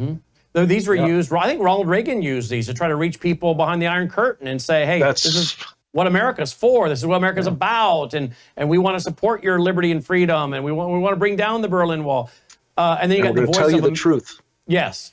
And the Voice of America. And I don't know what Carrie Lake is going to do with the Voice of America, but I just want to make sure our audience understands what you're saying is there is a place for our government to reach out to other countries with broadcasting 100%. And programming, maybe down into Cuba, where if we start seeing Russia and China and other countries going in there, so close to our country, 90 miles from Florida, we might need to be pumping programming down in there, telling the Cubans, look, you guys need to free yourselves and you can get some support from us, but we need you guys to take ownership of your own country, and then we can come along and help you. You get freedom, and then we don't have to worry about having these communists in our back door 90 miles from our country. That would be a legitimate use of a Radio Free America, right? Perfect example. I would just simply say, oh, what about China? There are, 1.3 or so billion Chinese, most of whom have been brutally oppressed by the 90 million or so Chinese Communist Party members. Those are people we ought to be reaching out to as well. Or into Iran. Cuba and Venezuela and the rest of them will take care of themselves if we get rid of the Chinese Communist Party. Or into Iran, where you have a lot of Iranians, Persians. Christians, not least. Exactly, who are watching and listening to us on VPNs, we're told. And appreciate when we say things and remind people that not every person living in Iran is for the regime. But we have to be able to reach those people, explain to them, hey, if you guys will step up and take some ownership, we can be here to back you up. But it's got to start with we're not into nation building. Right. We're not into putting our boots on the ground everywhere. But we are interested in eliminating some threats to our country while you also get freedom as well. We're all going to win on that one, right? Can just a quick closing point. I couldn't agree with you more, what you just said. But there is something else that's an impetus at work right now. And I was extremely heartened by what I saw with President Trump and Benjamin Netanyahu this week. But where we are right now is that the Iranians are pulling out all of the stops to finish the nuclear weapons they've been pursuing for decades. We are out of time on that, I think. And I believe the Israelis are persuaded that they have to go for it. I think they probably have been told by President Trump that he will have their back. But what we need to do is not just be, attacking the nuclear targets, or I don't mean necessarily we, but the Israelis, perhaps with our help, I hope. We need to be hitting targets that are central to propping up and maintaining that regime, because the people of Iran will take matters into their own hands if only we can help them break up the police state apparatus that has murdered so many of them. And we have, I think, the prince standing in the wings here in America, right? Ready to go back. Yep. The Crown Prince, Reza Pahlavi, is on deck. And I think he's a very good man, and I'm very hopeful that we will see him playing a leading role in a transition here very soon. Let's show the website again. Here it is, usfuture.org, usfuture.org. Former Reagan Pentagon official, Mr. Frank Gaffney. Frank, thanks for being with us tonight. Privileged to be with you. Thank you for having me, my friend. Thank you. Check out his website, folks. Again, usfuture.org. Frank Gaffney with us tonight. All right, folks, before we go to David Pine, remember, we have worldviewtube.com/vault. And you know what we've put up at worldviewtube.com/vault now? We worked on it for weeks. All of my books are there now. All of them. From my first one in 1990, the next one in 93, 95, 2005, all of them are there. Part of the library. And along with that, you get 35 years of my work here, folks, and all of the broadcast partners, all of the radio shows and TV shows of Dr. Jimmy D. Young. He passed away, but his shows on Bible prophecy in the Middle East and Israel, more relevant now than when he gave them. The late Dr. John Whitcomb died at about 100 years old. I've interviewed him over 100 times, shooting Bible questions at him. That's in the vault. The late Phil Haney, who we talked about tonight. His TV shows are in the vault.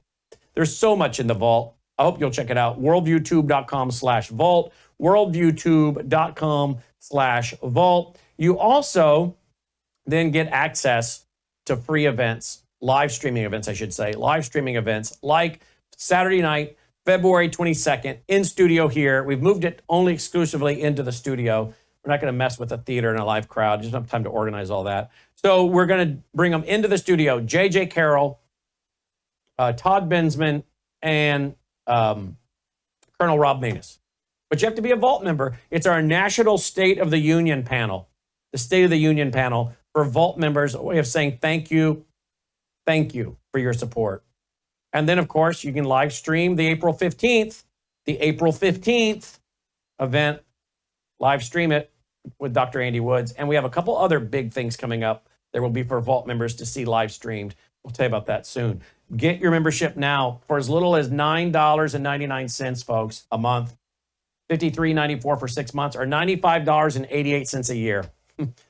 Please consider, this is one of the many ways you can support us. It takes all of these ways to bring in the revenue we need to keep this network going. worldviewtube.com/vault. Joining me now is David Pine. David, welcome back to the Brandon House Live. Thanks for being here. Good to be with you again. Hey, David, President Trump, I guess, we've talked about it, has a plan for ending this war in Ukraine with Israel, and I guess it's putting pressure on Zelensky to get it done. What can you tell us about it, and what are your thoughts, and what ideas do you have that maybe he's not using that he should? Well, of course, we don't have the official plan yet.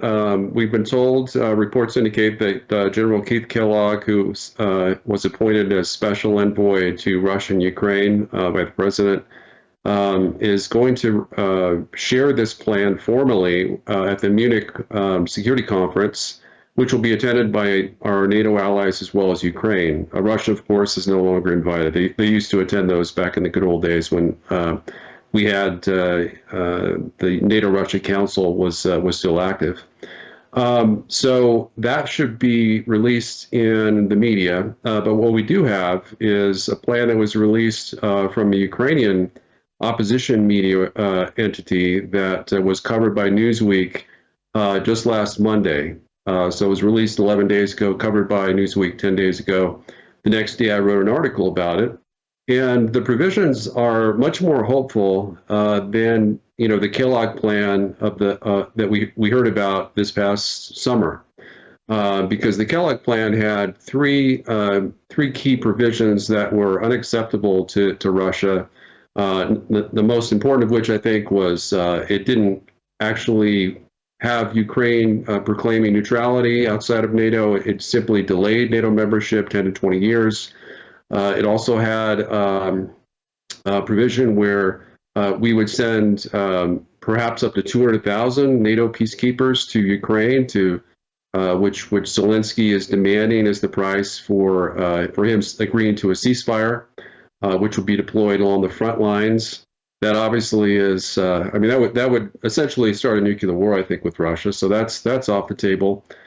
So those two provisions are now omitted from the so-called leaked Trump 100-day peace plan. So I actually think that the leaked plan that was released by the Ukrainian media organization is likely genuine.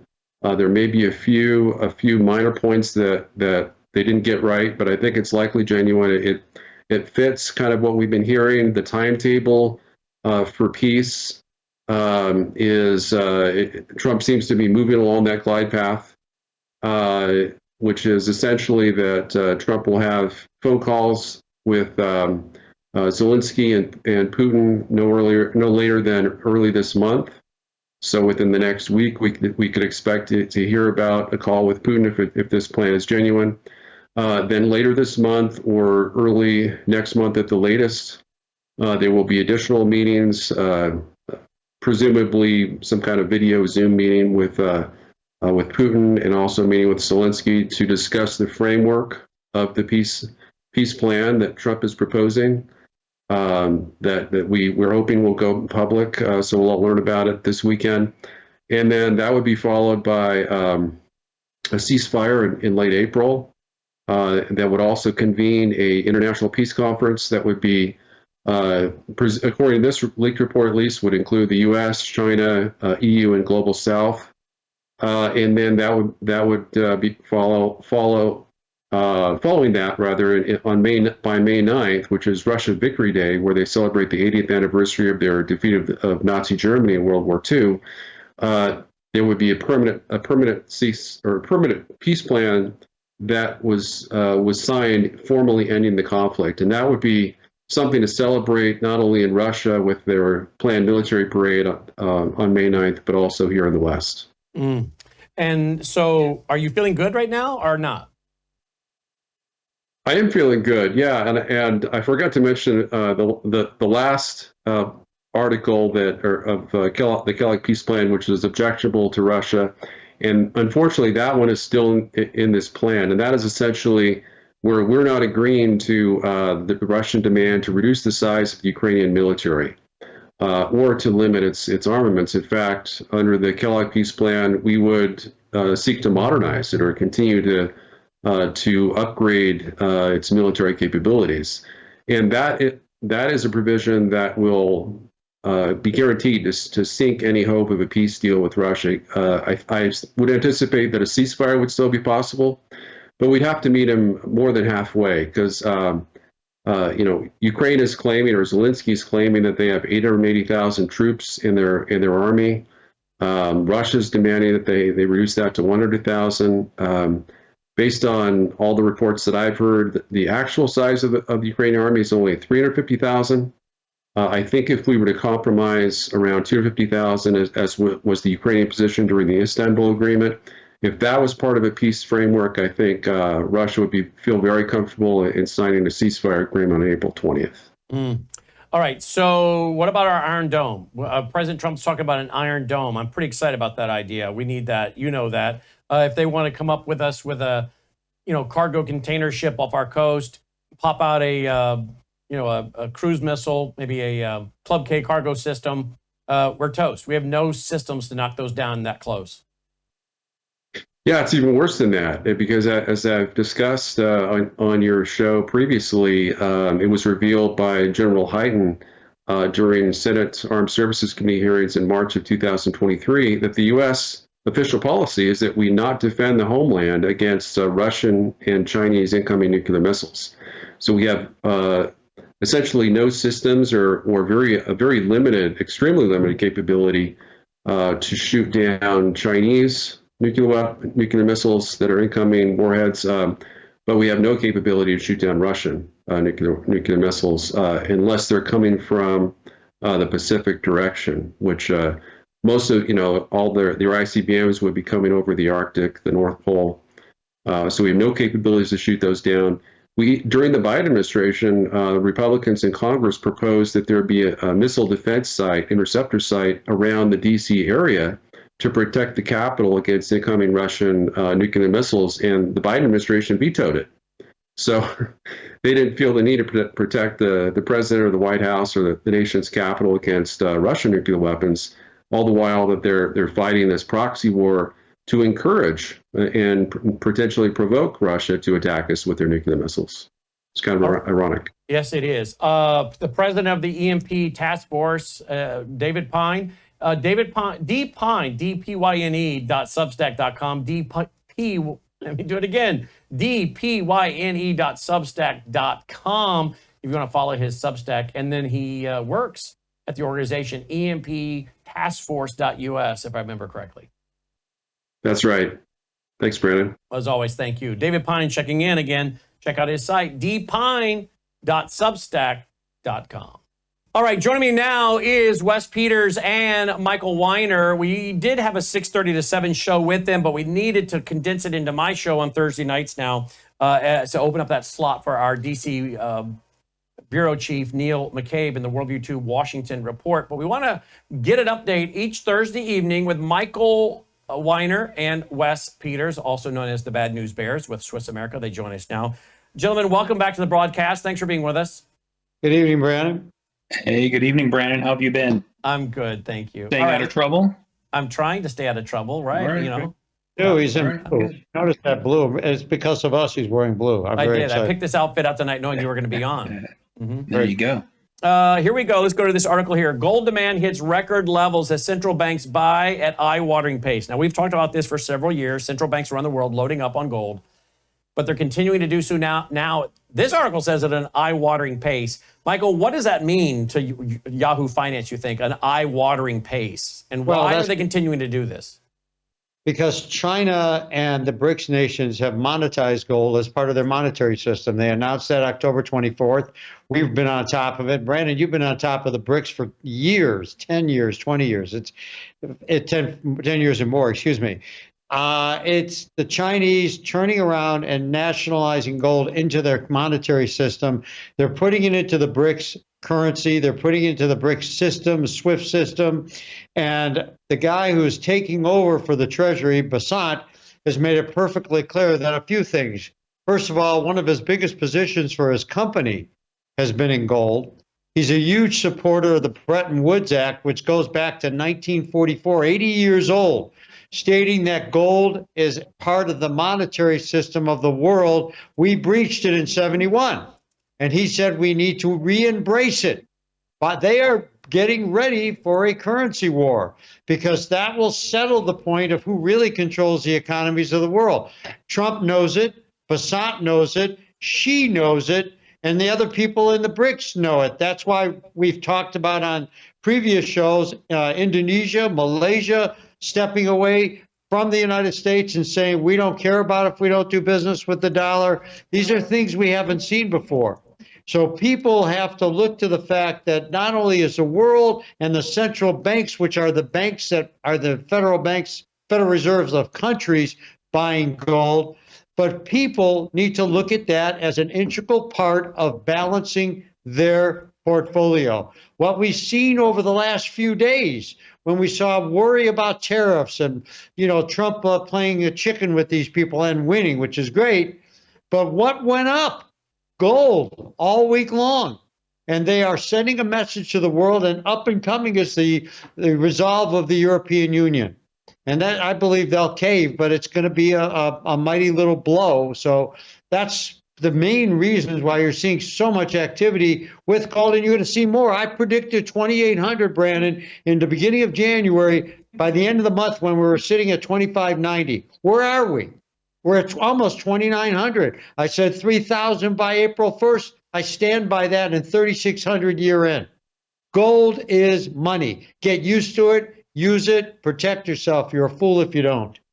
I'm done. What are your thoughts? What are your thoughts there, Wes? I was going to just say exactly what Michael said. But there you go. Great. Thanks for being with us tonight, boys. Appreciate it. All right. Ta-da. Let's wrap it up.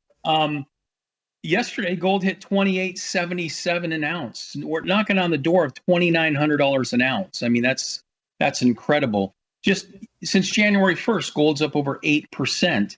That's coming off of a year in 2024 where gold was up 27%, actually outperforming the S&P 500 that was at 23.1%. And they're saying that the central bank buying demand is going to continue.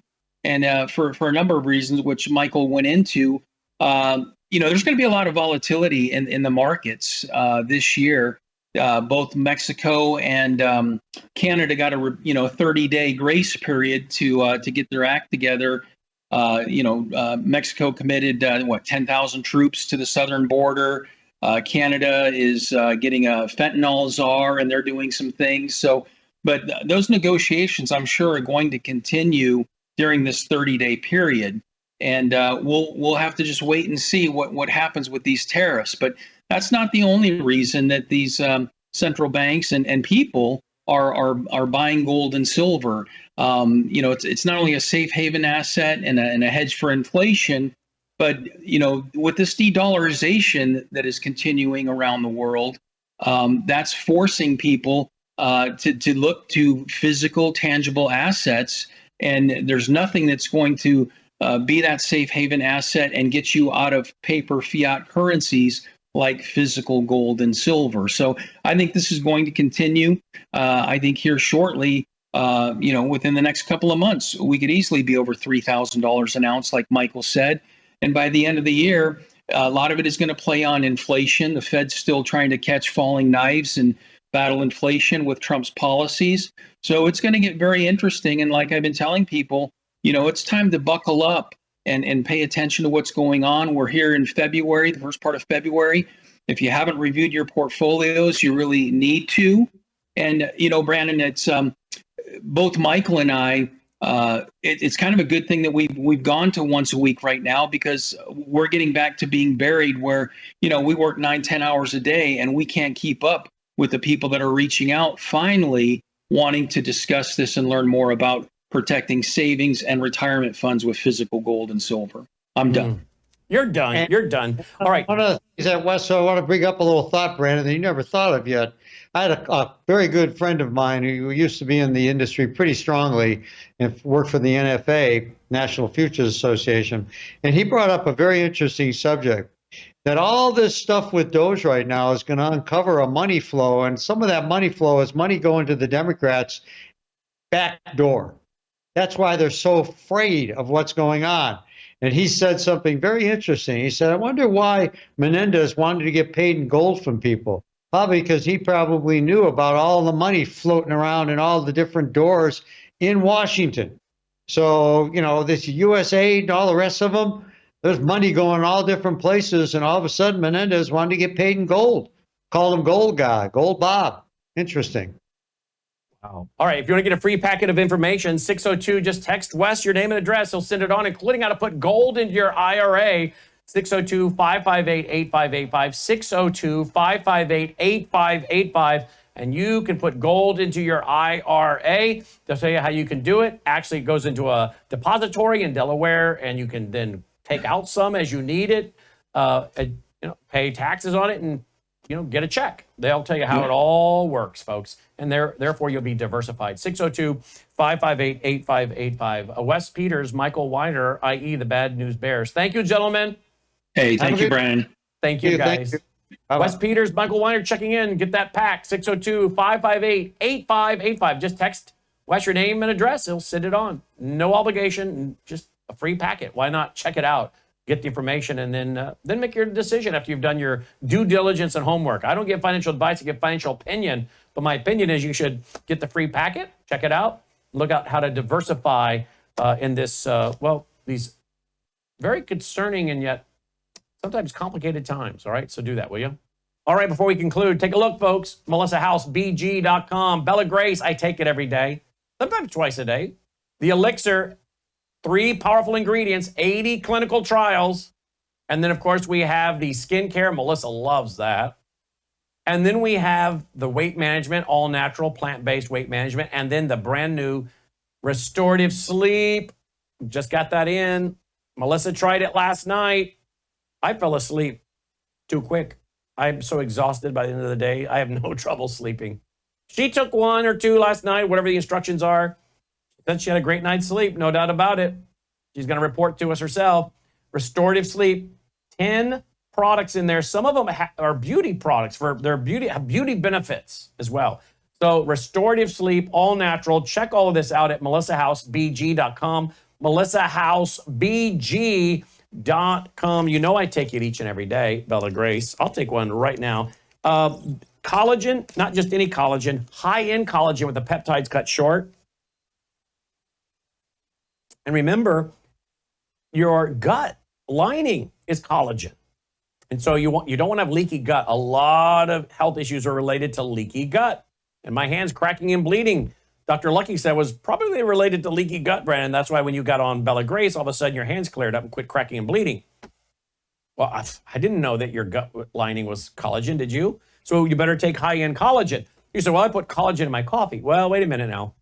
If the peptides aren't cut short, you're just going to flush it right down the toilet. Studies show about 95% of it ends up in the toilet unless the peptides are cut short so your body can digest it. But hey, let's add something else to it. Astaxanthin, which crosses the brain-blood barrier. So now we're really getting this into your system. Add that with the cat's claw, which is an anti-inflammatory. And of course, a lot of your problems are inflammation related, right? So check it out, MelissaHouseBG.com. Roll the music, Logan. Let's call it a night. And as always, don't forget, we're brought to you by you. This is one of the most powerful ways to support us, folks. Worldviewfoundation.com, worldviewfoundation.com. You wonder about how these media groups make it. Well, we found out last few days. They're on the government dime, not us, folks. And that's why you can trust us. That's why you know we're not somebody's useful idiot. We report the truth because we're an independent, conservative, Christian worldview outlet supported by you. Worldviewfoundation.com. May God save America. Take care.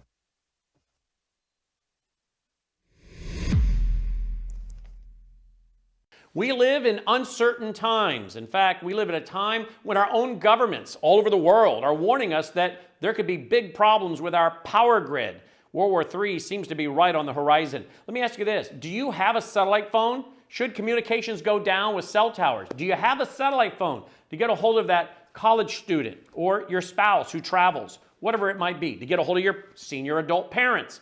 We have satellite phones at worldviewtalk.com, and you get the satellite phone for free when you sign up for their very reasonable payment programs for the service. Sign up for the service with a reasonable contract, get the satellite phone for free. Worldviewtalk.com. You'll also find they have, well, what I now have, which is a solar generator. Yeah, I have a gas generator, an LP propane generator, but what if that goes down? I want to back up to my backup. So I now have a solar generator as well. You'll find them at worldviewtalk.com. Check it out today, worldviewtalk.com.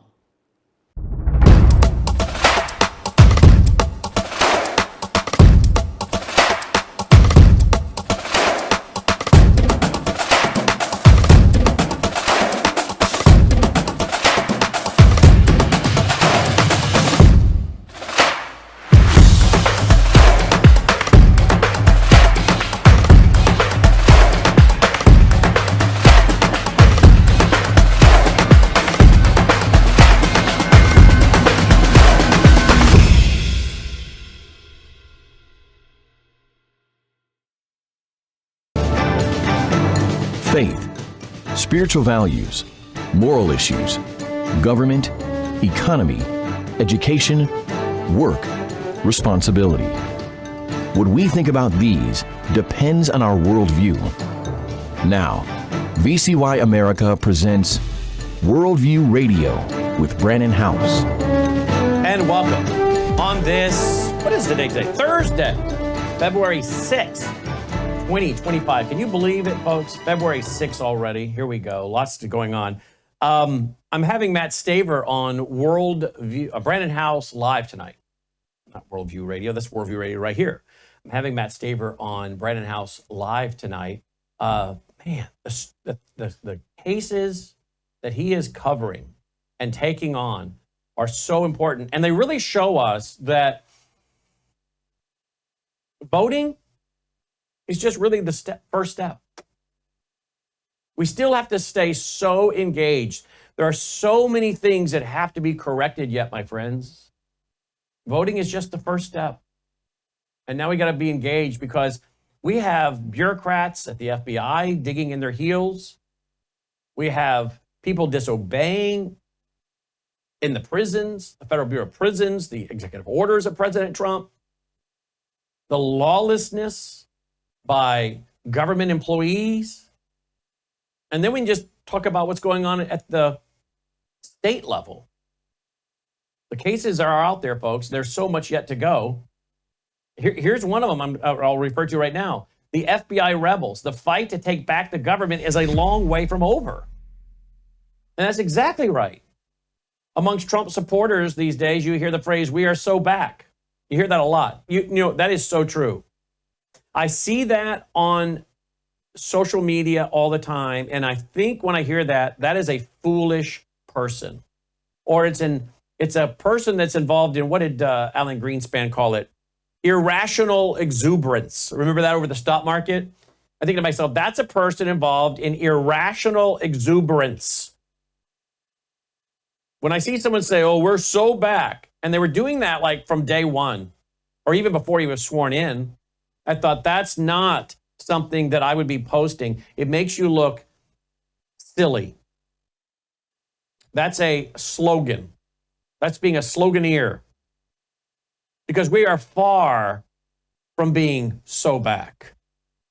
The work is just beginning to try to restore the republic. And my friends, as you're already seeing in the first less than 3 weeks of President Trump, much of the damage that was done under Biden with executive orders, well, it's being undone with executive orders by President Trump, which means everything can go right back to where it was largely after the 4 years of President Trump. That means in 4 years and 3 weeks, or now 4 years and 1 week, whoever gets into the White House next could do the same thing he's done, sign all these executive orders, putting men back into women's sports, funding abortion, clamping down on freedoms, getting us back in with the UN. We can go right back to where we were in just a little less than 4 years with executive orders. I'm excited for the executive orders in some regard, but I'm also aware, my friends, this is just a Band-Aid. Does that mean I don't think President Trump should be doing the executive orders? No, it does not. But these are temporary solutions to major legislative concerns. We've got to change laws. We have got to return the power to the states. This is one reason I'm so happy that President Trump is talking about defunding the Department of Education and telling the new Secretary of Education, Linda McMahon, I don't even think she's been confirmed yet, that, if you do your job, you're going to be out of a job. And the left is going crazy. And yesterday on my show, Brandon House Live, I played a video of I guess she's the president of the American Federation of Teachers. Now, that's a liberal group.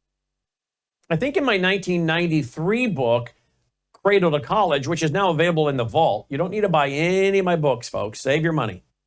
When was the last time you heard an author say that? You don't need to buy any of my books. They're in the vault at worldviewtube.com/vault. Along with all of my radio shows, TV shows, ebooks, audiobooks, articles, transcripts, conference DVDs, documentaries. And of course, you get the live stream things, some special live streaming things we do, like coming up February 22nd, Saturday night with J.J. Carroll, Colonel Rob Maness, Todd Bensman, all in studio for live streaming members only. And then, April 15th, we're going to be in Milwaukee at the Waukesha Expo Center. Worldview Radio Bible Prophecy Rally. And that'll again be live streamed for members only. More details are available at worldviewtube.com/vault. And by the way, if you want to register for that, we had over 100 register within a few hours yesterday. You can register for that event. It's free, but we need to make sure we're putting out enough seats. You can do that at worldviewtube.com/events, worldviewtube.com/events. Put an S on the end of that, worldviewtube.com/events. And you can register. Spread the word, will you, folks? Let's pack it out. Now, in that vault, you'll find my book, Cradle to College, and I think it's in that book I talk about the American Federation of Teachers, or maybe it was the PTA, which doesn't really matter because all these groups work together. The PTA, back in the early 90s, were describing Christian and conservative parents as extremists. They actually put out a full brochure stating that conservative parents were extremists, religious parents, the religious right, extremist. And here you had yesterday, the video I played on Brandon House Live, the president, I think that's what her title was, of the American Federation of Teachers, having a fit over what Donald Trump's going to do with trying to defund the Department of Education. And she contradicted herself because she said that, 90% of what goes on at the state level anyway. The federal government shouldn't be running it. Really? And then she goes on to say that President Trump doesn't have a right to take and cut this money and give it to billionaires. I don't know where she's coming up with that. She's just making that up. And then she goes on to say that the reason we need a federal Department of Education, which she just said a while ago, the federal government shouldn't be running the education. 90% is done in the states, and they shouldn't be doing it anyway. But then she says the reason we need a federal Department of Education is because we need to have kids put on career tracks. It's important. And the states, she says, are not doing this, putting kids on career tracks. Oh, wow. Now, any of you that are long time and regular listeners know she just swerved right into one of my wheelhouses, and that is what? School to work. Do you guys remember when I went to Chattanooga, Tennessee, Hamilton County in March of 1996? Logan, I think for TV side, you have some pictures. I flew in there. That's when I flew still. Stopped flying in 2005. But I flew into Chattanooga, actually flew into Atlanta and drove up to Chattanooga. And there was a lady by the name of Helen. Helen, I still have a Bible that Helen signed and gave to me, her and her husband. Helen was in her early 80s. And Helen had been listening to me as a regular guest host of Crosstalk on WDYN. This is all coming right off the top of my head. I hope I have it right. I think it was WDYN out of Chattanooga. It's a 100,000 watt station. And I was sitting in as a guest host of Crosstalk quite a bit in early 90s of 1996, talking about my book, Reclaiming a Nation at Risk, which went into School to Work and all these programs. And they were having in Chattanooga, Hamilton County, a guy named David Hornbeck, who was a friend of Hillary Clinton's. And they were wanting to give the Public Education Foundation, I think like $1 million grant or something to get started. And they were working with businesses in Chattanooga to basically set up what I was already warning about on a national level, which is school to work. We're going to do job shadowing, job training while they're still in school. Now, I have no problem with kids going through mechanical school, a welding school, a wood shop, and learning a trade. But everybody should get a good 12th grade basic education. Does that mean everybody should take algebra or advanced algebra and all that? No. But everybody should get a good basic education in 12th grade so they can say later on, I do want to go to college. Not take a career choice in high school where they don't have the necessary credits to go on to college if they so choose later. Because the school counselor could be pushing them to go into a career track. And after they get out of school, they're like, you know what? I don't think I want to do that. I think I want to go to college. Oh, no, I don't have enough credits to get into a college. Everybody should get a basic education that allows them to go on to make choices and not be funneled into a job track by big business, the Chamber of Commerce, workforce development boards that are spread throughout the country, projecting the supply and demand of the workforce, or as happened in one of the cases that I document in my book from 1995, Reclaiming a Nation at Risk, which again, you don't need to buy. The PDF is in the vault. I testified before the Senate in Kansas. There was a state senator up there. Her first name is, I think, Lori or Laura. I wish I could remember her last name. Karen Swanson, who listens to my show, she'll remember her name. Karen, if you remember her name, you can text me that, because you were involved in, I think, introducing me to her. And her husband and children would show up at some of our Wichita Worldview weekends. And this state senator said, Brandon, why don't you come up here to Kansas and testify before my Senate committee on the danger of these school to work programs? And so I did. I went to Kansas, there in Topeka, and I testified before her committee. Now, there was a lady that was testifying with me. I think her daughter's name was Darlene, but I don't remember. I'd have to look at my book. But her daughter was a self-described Christian and a advanced student, honor student. And she, along with other stories I could tell you that are documented, was told she should become like a bartender or a waitress. Now, if I remember the story correctly, this is one of the students that wanted to go work for NASA, had even arranged a meeting with the flight director of NASA. I think she lived in Nevada, which explains why they wanted her to go into either bartending or being a waitress. Oh, wait a minute. Who made that up? That would be your workforce development boards that are trying to plug bodies into certain jobs. Now, why would they tell this young lady who had advanced classes, an honor student, she needed to do this? Could it be because she had a conservative Christian worldview?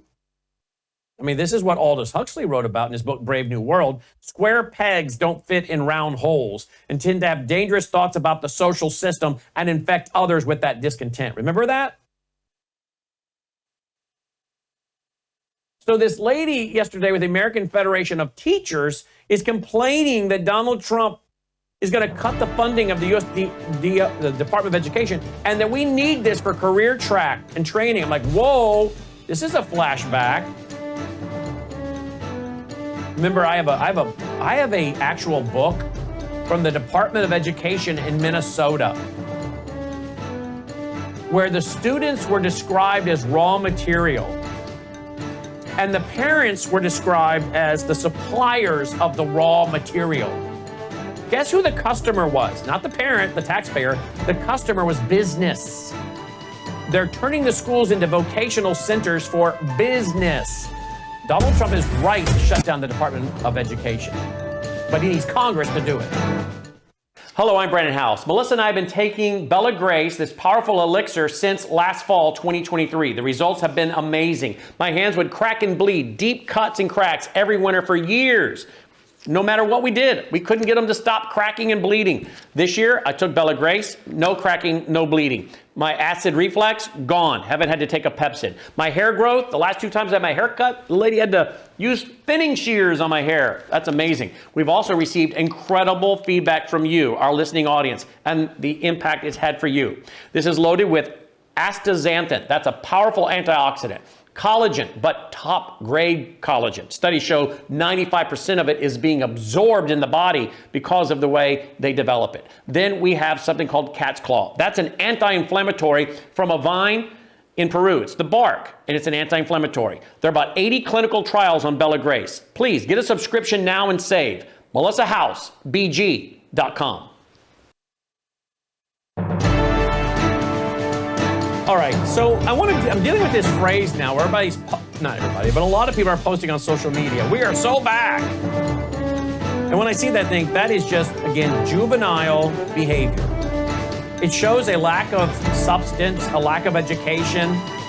And I know some people maybe do it exuberantly. Again, it's this irrational exuberance. I get it. I'm not trying to be too hard on people. But when I see it, I'm thinking, don't do this. Because you're causing people to believe that the work has been done. It's all now going to magically get taken care of. Donald Trump will take care of it all. And his administration, we're so back. No, we are so far from back. We haven't even begun to restore the republic. And the left, the progressives, the Marxists, they're fighting. The left is in the streets. We're seeing these pro-Hamas, pro-Palestinian groups flood into the streets of Washington, D.C. after President Trump says, hey, we're taking over Gaza. We're going to own it. We're going to develop it. And apparently it's getting quite the positive result in response. As if you go over to worldviewreport.com today, which is your daily aggregated your daily aggregated news. I put these up myself.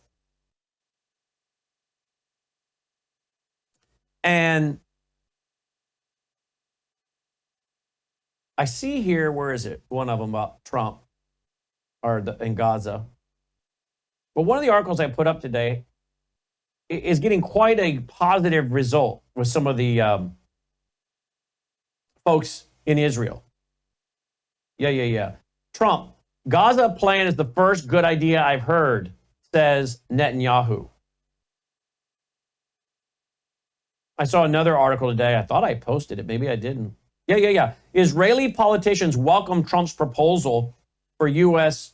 takeover of Gaza. So those are both at worldviewreport.com. But out in the streets of Washington, D.C., you have all the progressive Marxist, the red-green axis, which is the red-green axis is your Marxist and your Islamist.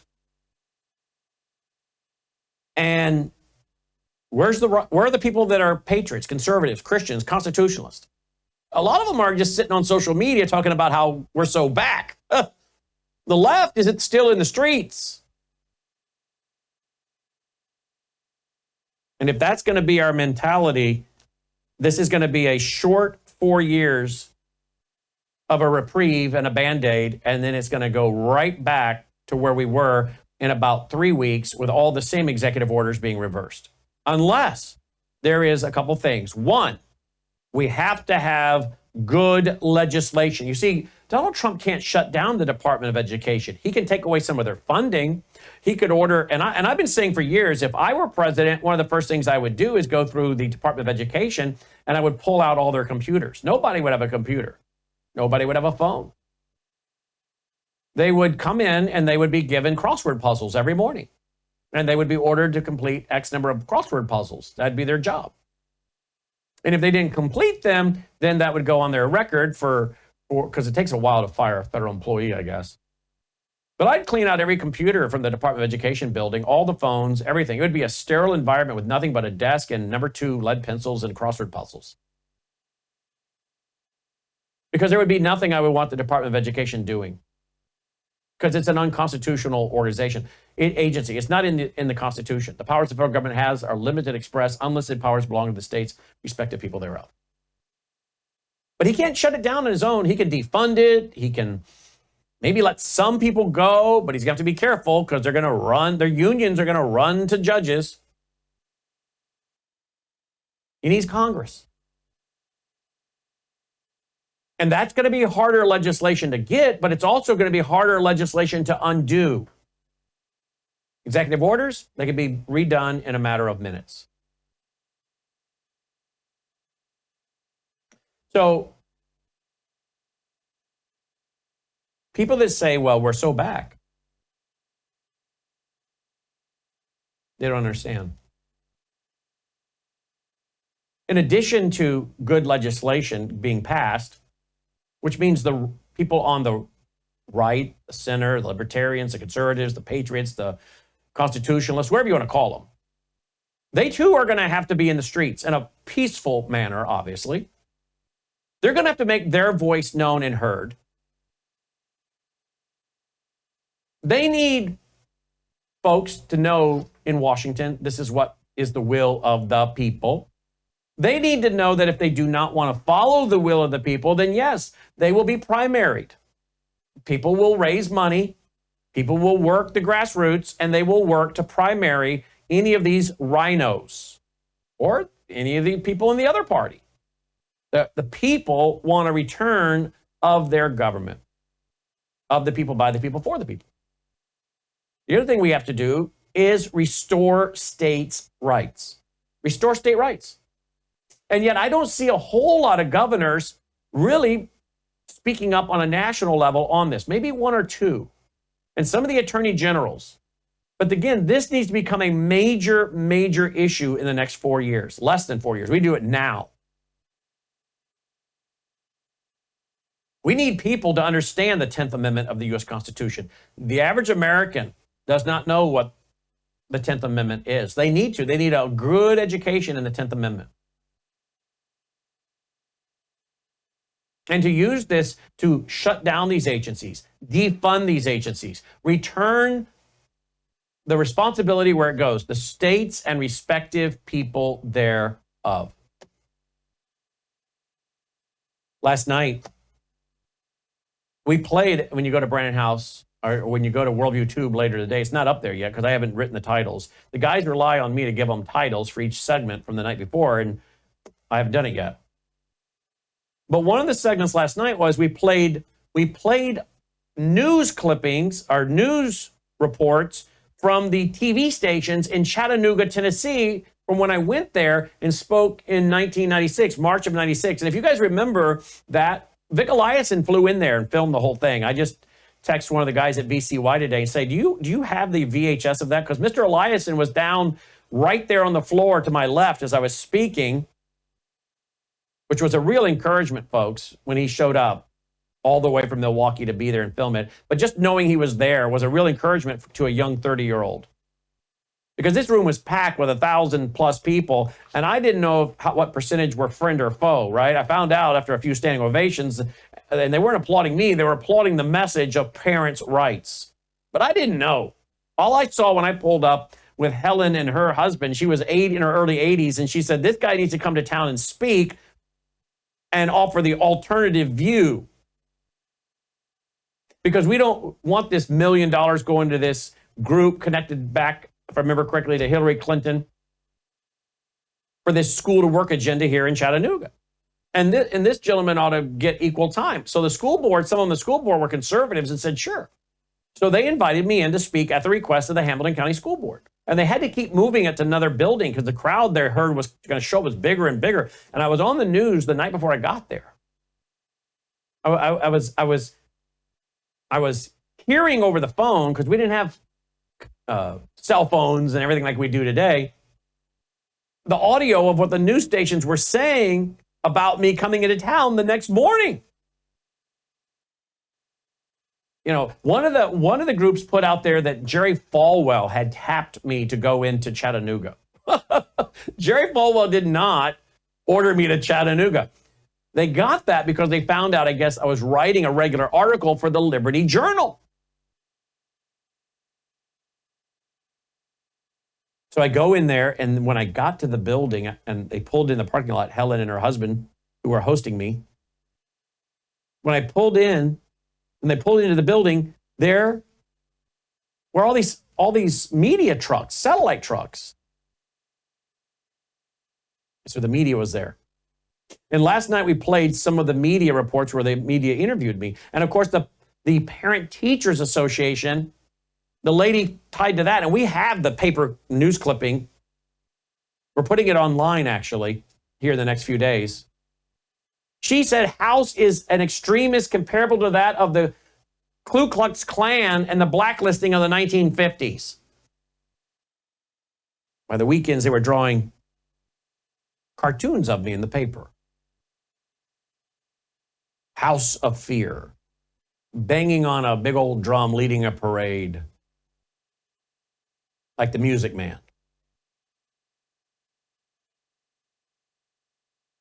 What was I talking about? The very same thing that this president of the Federation of American Teachers was calling for yesterday, as I played it last night on Brandon House Live. Career track training. We need the government doing this. Now, can I ask you, my friends, how many of your conservative talk radio hosts, your Christian talk show hosts, know anything about this topic? Or that it's really from the 10th plank of the Communist Manifesto, the merging of education with industrial production.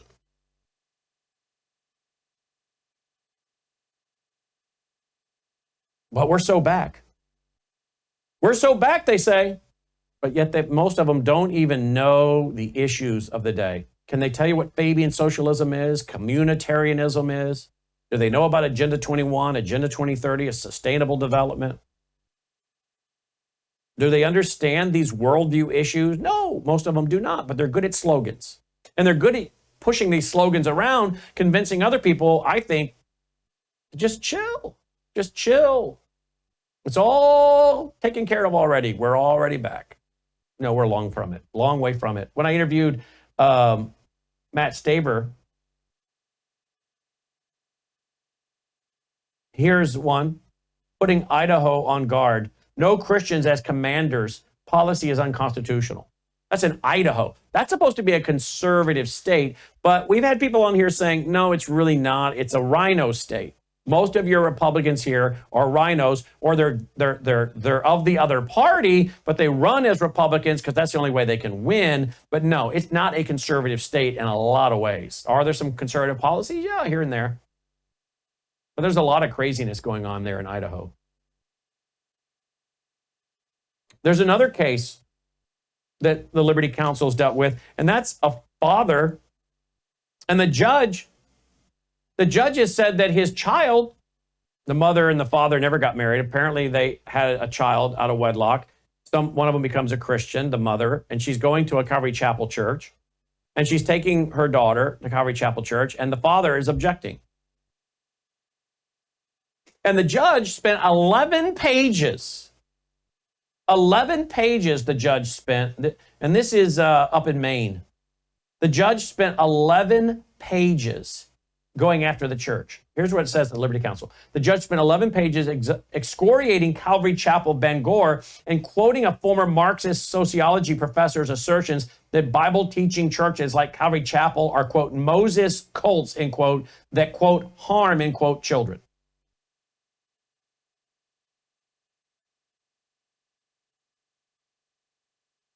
The judge apparently referred to God with a small g over and over.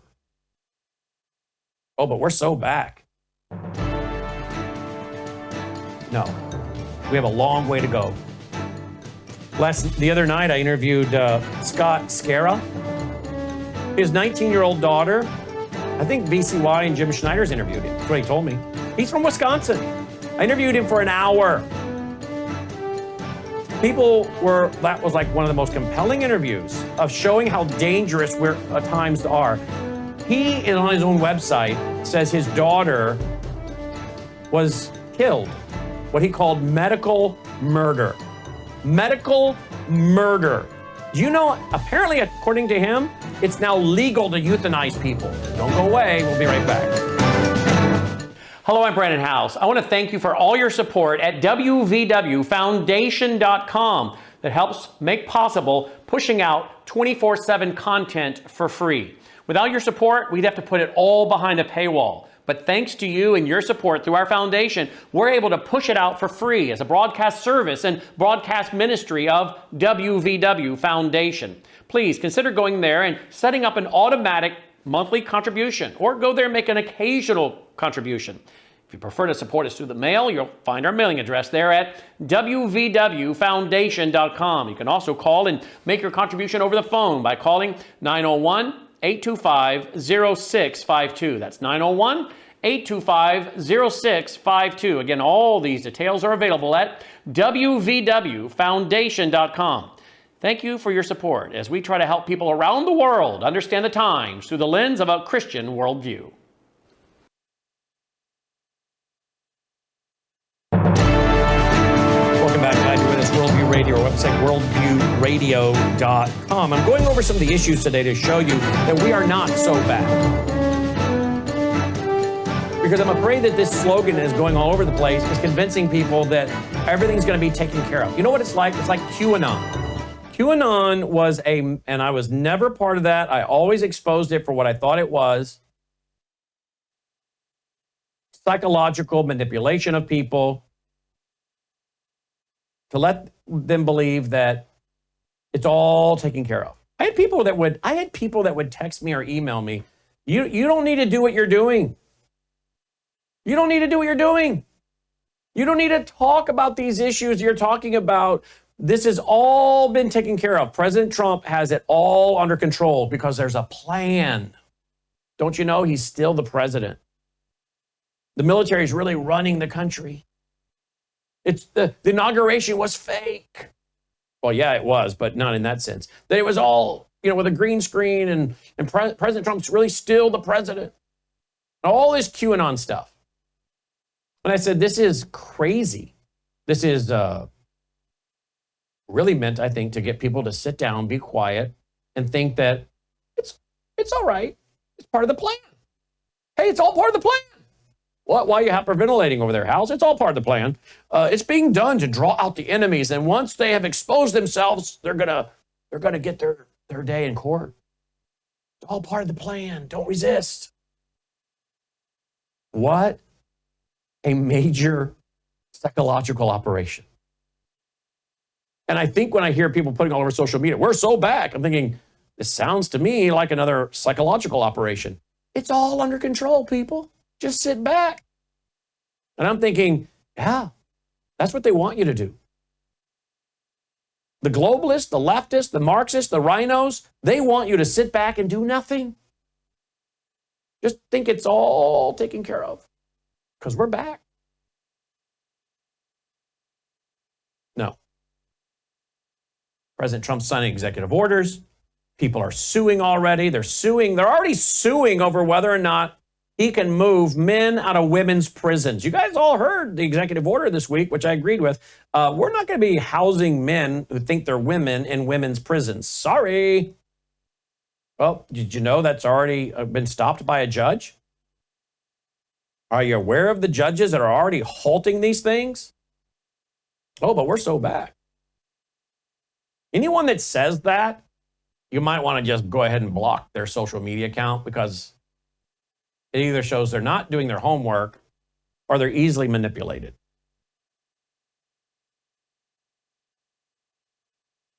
Scott Scara, who I said I interviewed the other night, again, I think he's been on with Jim Schneider on Crosstalk. I mean, the gentleman lives in Wisconsin.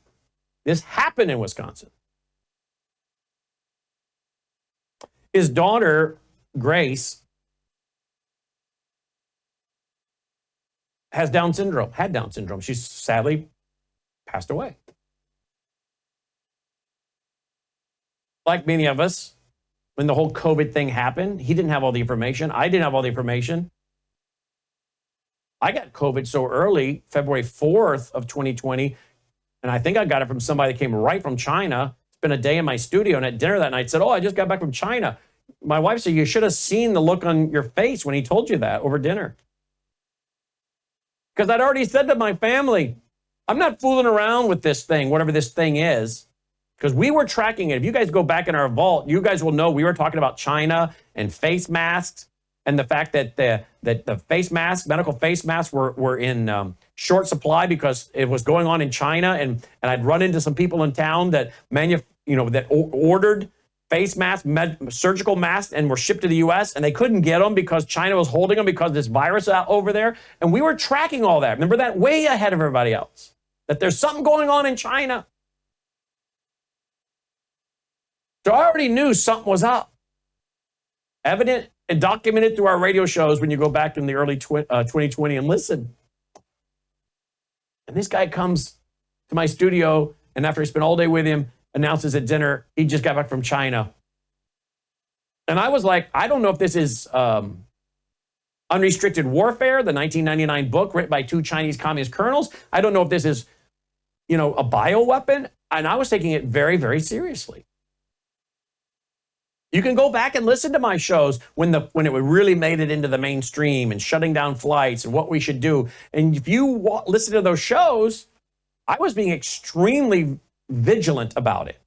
And if you listen to it now today, you'd say he's overreacting.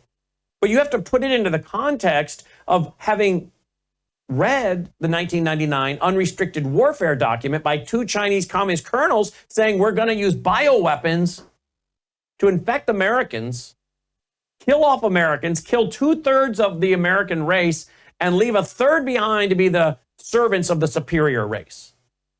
That's a speech by a Chinese general. And then add Unrestricted Warfare document to it. So I'm looking at it through that lens. So the point I'm trying to make is we all didn't really know what we're dealing with. In fact, when I had COVID the first time around, I was so sick, sicker than my wife had ever seen me to that point.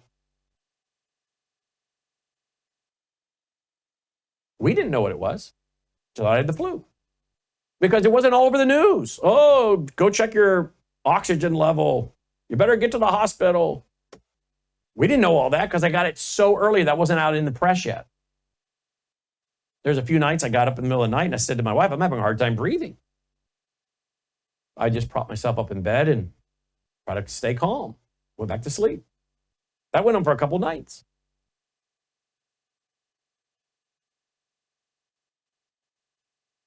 A lot of us just didn't know. We didn't even know what to do, what to take. Scott was the same way. So his daughter gets what he thinks is the flu or something cold. And he goes and he gets an oxygen, meter like you put on your finger like we were all doing, which we learned later from medical doctors. Well, you have to have a baseline. What is your oxygen level like when you normally have a cold or the flu? Yeah, that's a normal oxygen level for someone that's suffering with a cold or the flu. But people were being told to do this, and pretty soon they're like, oh, we better get you to the hospital. And he takes her, and he's told that, we'll get her some on some oxygen and get her some medications, some steroids, and she'll be home in 3 days, 3-4 days. And as he detailed on the show the other night, this hospital starts pumping her full of what I know is Ativan. Parzapan, I think is the generic word, Ativan, and steroids, and then eventually morphine. Now, you guys know, if you go back into the vault, we have talked many times about morphine being used to euthanize people here on this broadcast. We've had nurses call into this broadcast talking about the amount of people they see dying who are being pushed morphine onto them. You know what Scott told us the other night? I didn't know this. This is, at Brandon House Live, it's now on Worldview Tube until it rolls into the vault. He said that Obamacare in 2010 legalized active euthanasia. It legalized it. He said that in 2011, he found a multi-page paper written about how to go ahead and euthanize people. We're going to get some of the documents he's talking about and have him back on. He says that he found a document where the medical industrial complex is being encouraged to euthanize children, young people, adults with Down syndrome because they're a burden to their family. Well, guess what? Scott and his family didn't feel that way about Grace. She was a blessing. He called her over and over in the interview my best buddy. And he said they murdered her. And he said it's medical murder. He's suing. And well, he should.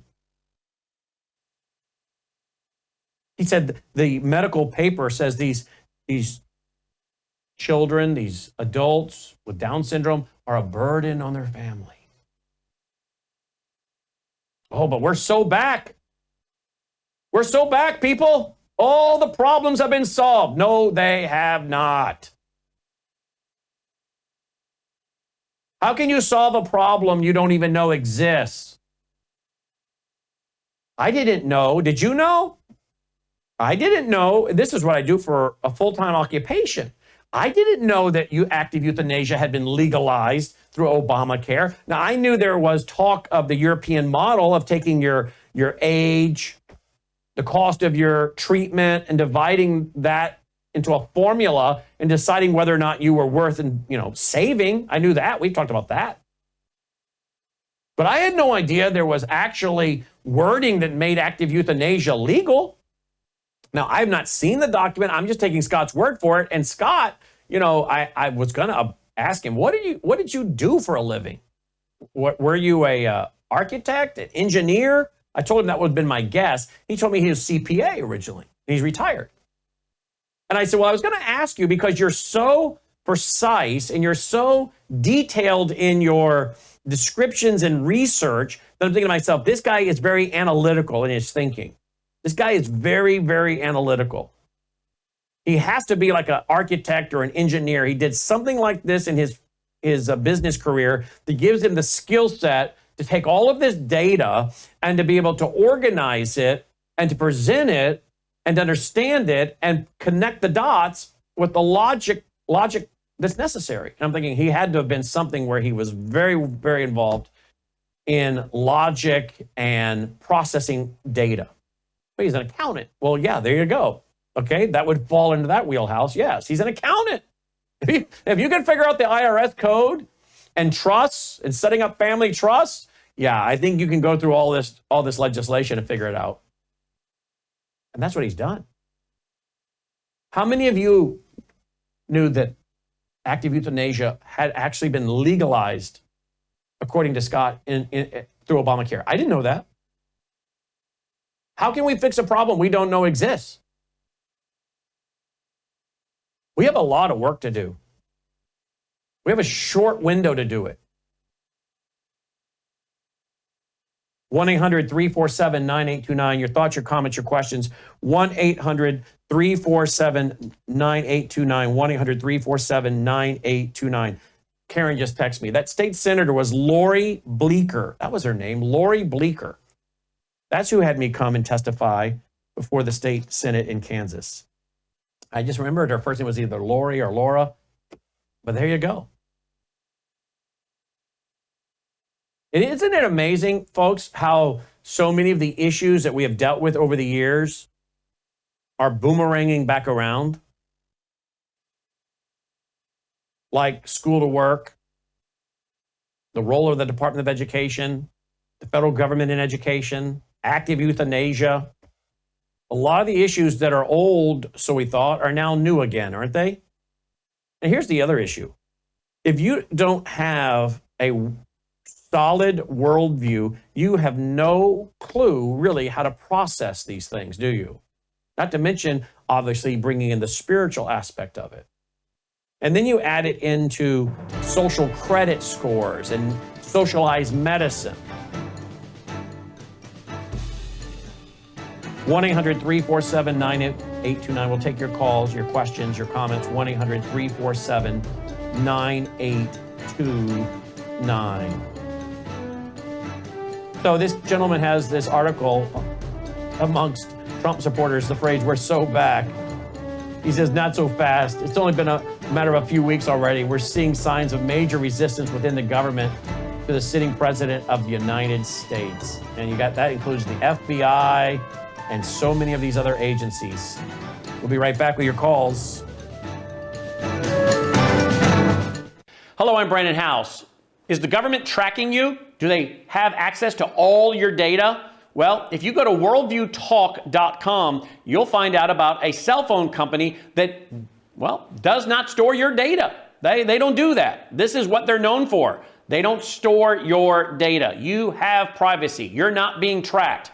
That's why a lot of folks are turning to worldviewtalk.com. You'll find their prices are very competitive. All the details are there at worldviewtalk.com. Again, worldviewtalk.com. Oh, while you're there, not only do they have cell phones that aren't tracking you, you can find out about how to get a satellite phone. Should the whole system go down and you want to communicate with a family member or a loved one, you might want to have a satellite phone. Or how about their solar generators? They have great solar generators. Check them all out right now. Worldviewtalk.com, worldviewtalk.com.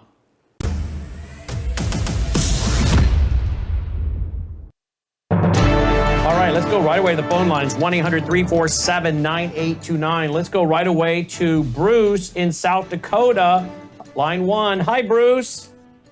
Yeah, how's it going? Great, Bruce. I would like you to urge all the listeners that they should be contacting their congressman now to follow up on a lot of these executive orders like you're talking. They mean nothing without legislation. Yep.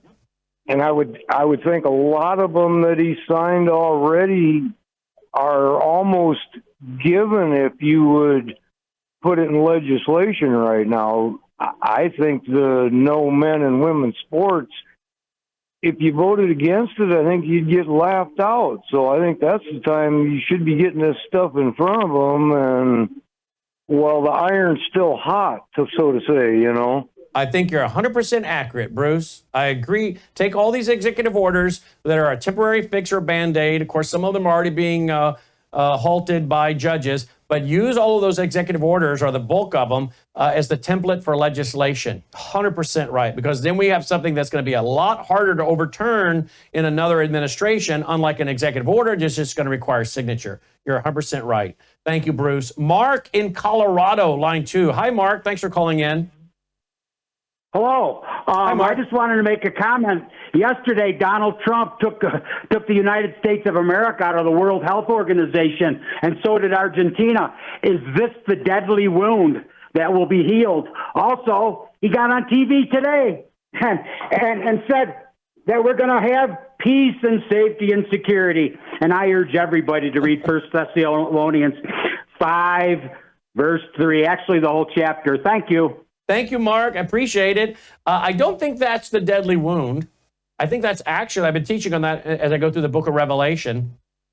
I think that's actually, and that's coming up in Revelation chapter 13, but I jumped ahead a little bit because of things that were happening in Revelation 11 and 12. But I do think that's a literal, physical, mortal, deadly wound that is received by the Antichrist. But as far as your second point, Now, isn't that interesting? I need to try to pull that. Guys, see in the control room, see if we can find a clip where President Trump today was talking about Israel and peace and safety. I think that's very interesting because, again, Mark, that's why we get a little excited here. People say yesterday, I'm shocked to hear you excited about all this. You're not an interventionist or a guy that wants to see boots on the ground in Israel, these other places. No, you're exactly right. I don't. But that's what we said yesterday. There's my, political, geopolitical, economic, conservative hat. And then there's my Bible prophecy hat. And from a Bible prophecy standpoint, I'm saying, well, yeah, I want to see them get into a place where they can say peace and safety in unwalled cities, because I realize, I can kind of tell where we're at right now on God's prophetic calendar, which we're told to do by Jesus himself to understand the times. So, yeah, great call, Mark. Maureen, line 3. Hi, Maureen. Go ahead, Maureen, line 3. Hi, Brandon. It's so nice to get through to you.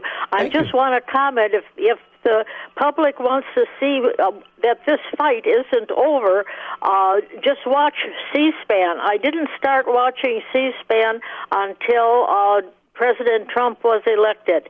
And I've been watching these hearings, and it's amazing how these people don't seem to use rational thought to figure things out. They're talking about fentanyl today and trying to get the analogs all under the one fentanyl thing that stands up in court.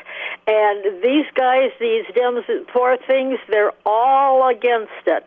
And our Republicans, or the conservatives, I should say, are doing a really good job, as far as I'm concerned. But I have nothing really to compare it to because I didn't watch it before President Trump was elected. Well, I am glad you're watching now, Maureen, and I think you've made some very good points. Thank you, Maureen. 1-800-347-9829. Ted, line 4. Hi, Ted.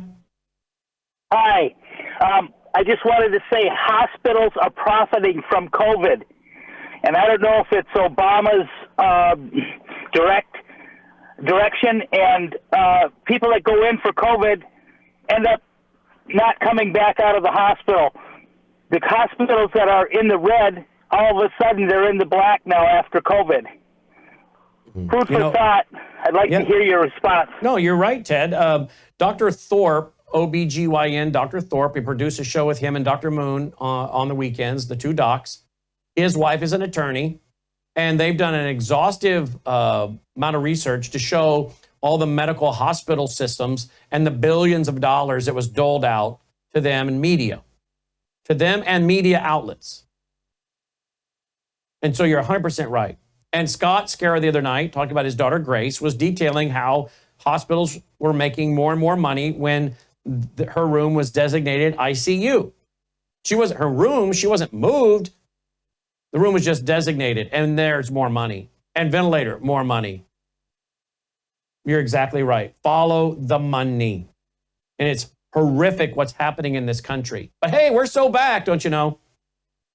I'm being a little sarcastic today with you folks because I'm happy with some of the progress we're making, but I get tired of seeing conservatives fall into manipulated situations again, like QAnon, or buying into this idea that somehow we're back, just sit back, let Trump do his thing. Really? We have so much work to do.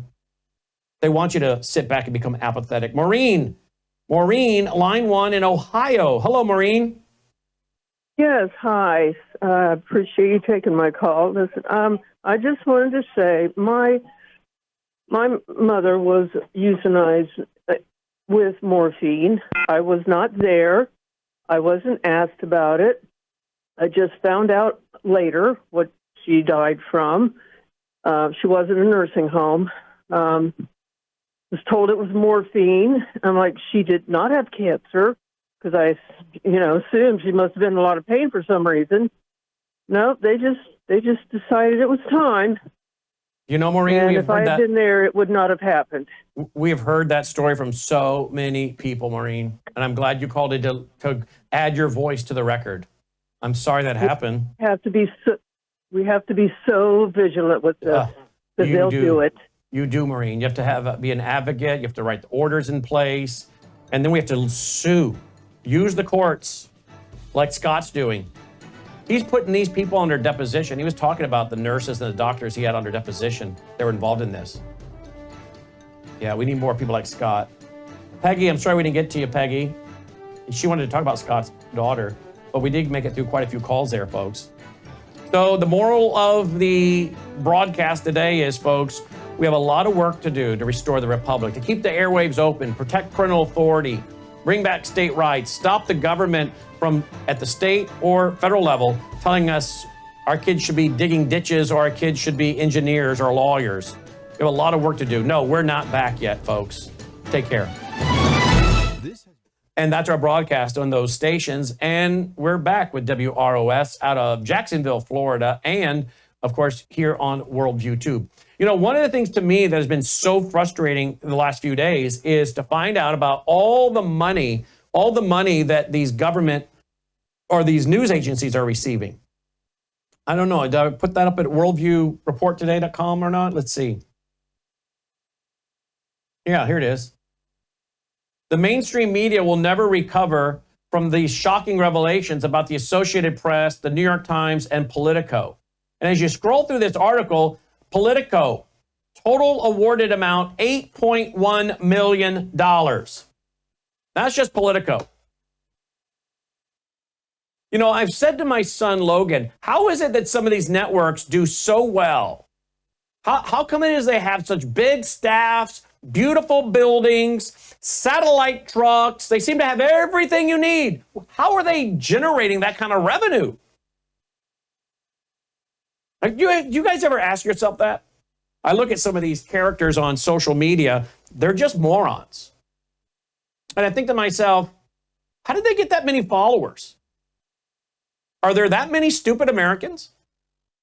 Oh, there probably are, actually.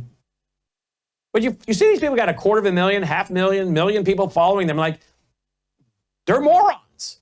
They're not saying anything of substance. In fact, a lot of what they say is not even true. But boy, the people on the right sure seem to like them. They came out of nowhere. But boy, they're good with slogans. Most of them are an inch deep and a mile wide. But maybe that's what you have to do to attract a crowd these days. Be an inch deep and a mile wide, and you will attract a crowd. Well, you actually see that. You tune on talk radio, and most of it's an inch deep and a mile wide. But people eat that up because they don't have to think too much. They can just be entertained with a little talk radio. Same thing with churches. Boy, they're packing them into some of these churches, an inch deep and a mile wide. But you have a program like this, and we talk about Fabian socialism, communitarianism. We actually bring you meat. There's not a lot of people that want that. They want milk. They can't keep up with this show because they don't want to. And I'm thinking to myself, how is it that some of these networks have gotten the buildings they have and all the staff they have? Where is that money coming from? Advertisers? Can't be. I don't know. I couldn't figure it out. Well, now I know. I talked to Matt Staver this morning, and he was saying the same thing. He's like, I had no idea these people were getting that kind of money. Politico, $8.1 million. This one here is saying Politico is, they're putting it down here at 34.3 million total awarded. I don't know which number's right. This guy says he found 27 million. I found 27 million during the Biden years.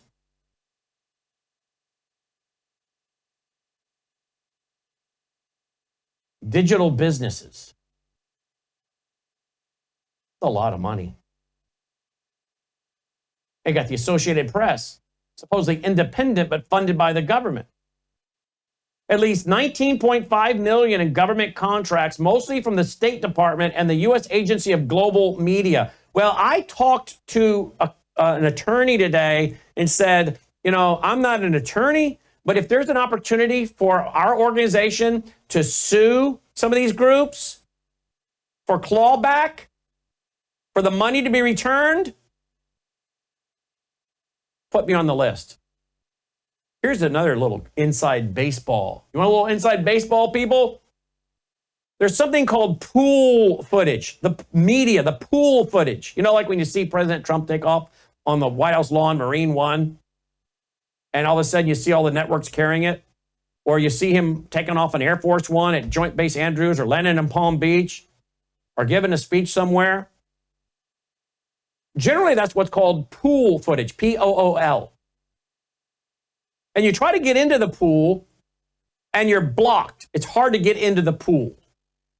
They want to apparently keep it as a nice little tight club.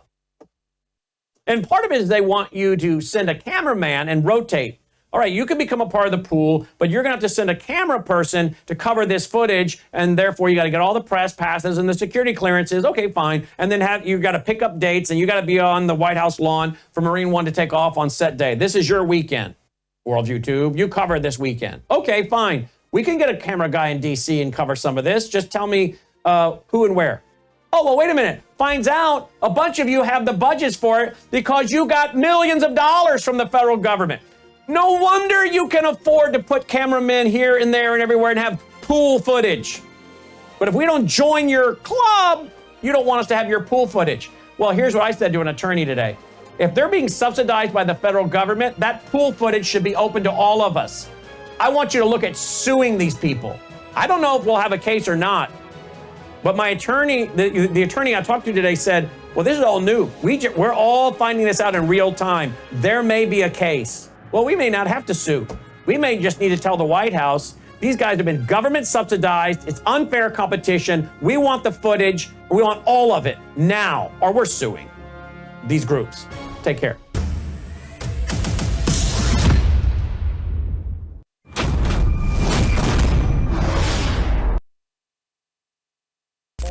Human trafficking. It's a record 288 people arrested. They're not reporting the real numbers. The numbers are segmented and they are fictitious. I started my career in 1997 in the United States Border Patrol. It was one of the most violent times in recent Border Patrol history. I made my bones and my reputation on that border. I believe what is happening on the border today is intentional. We have people in the United States of America that breed children in order to sell them. Our own government is facilitating the absolute destruction of the American immigration system, and I can prove it point by point. I'm unafraid to speak the truth. This is just data-driven and experience-driven. It was U.S. aid that I fear much more than the CIA, because the U.S. aid is how CIA gets shit done. USAID is clearly in the job of trying to bring about regime change. It has secret bank accounts, shell companies. USAID gets $50 billion a year in U.S. taxpayer money. That's a larger overt fund than the CIA has. USAID perhaps is the new CIA. Have we ever tried to meddle in other countries' elections? Oh, probably. This is not just about over there. This is about here. They have a process, a system by which they destroy other nations, and they use that same process and system in order to destroy the United States. It's a plot against our own people.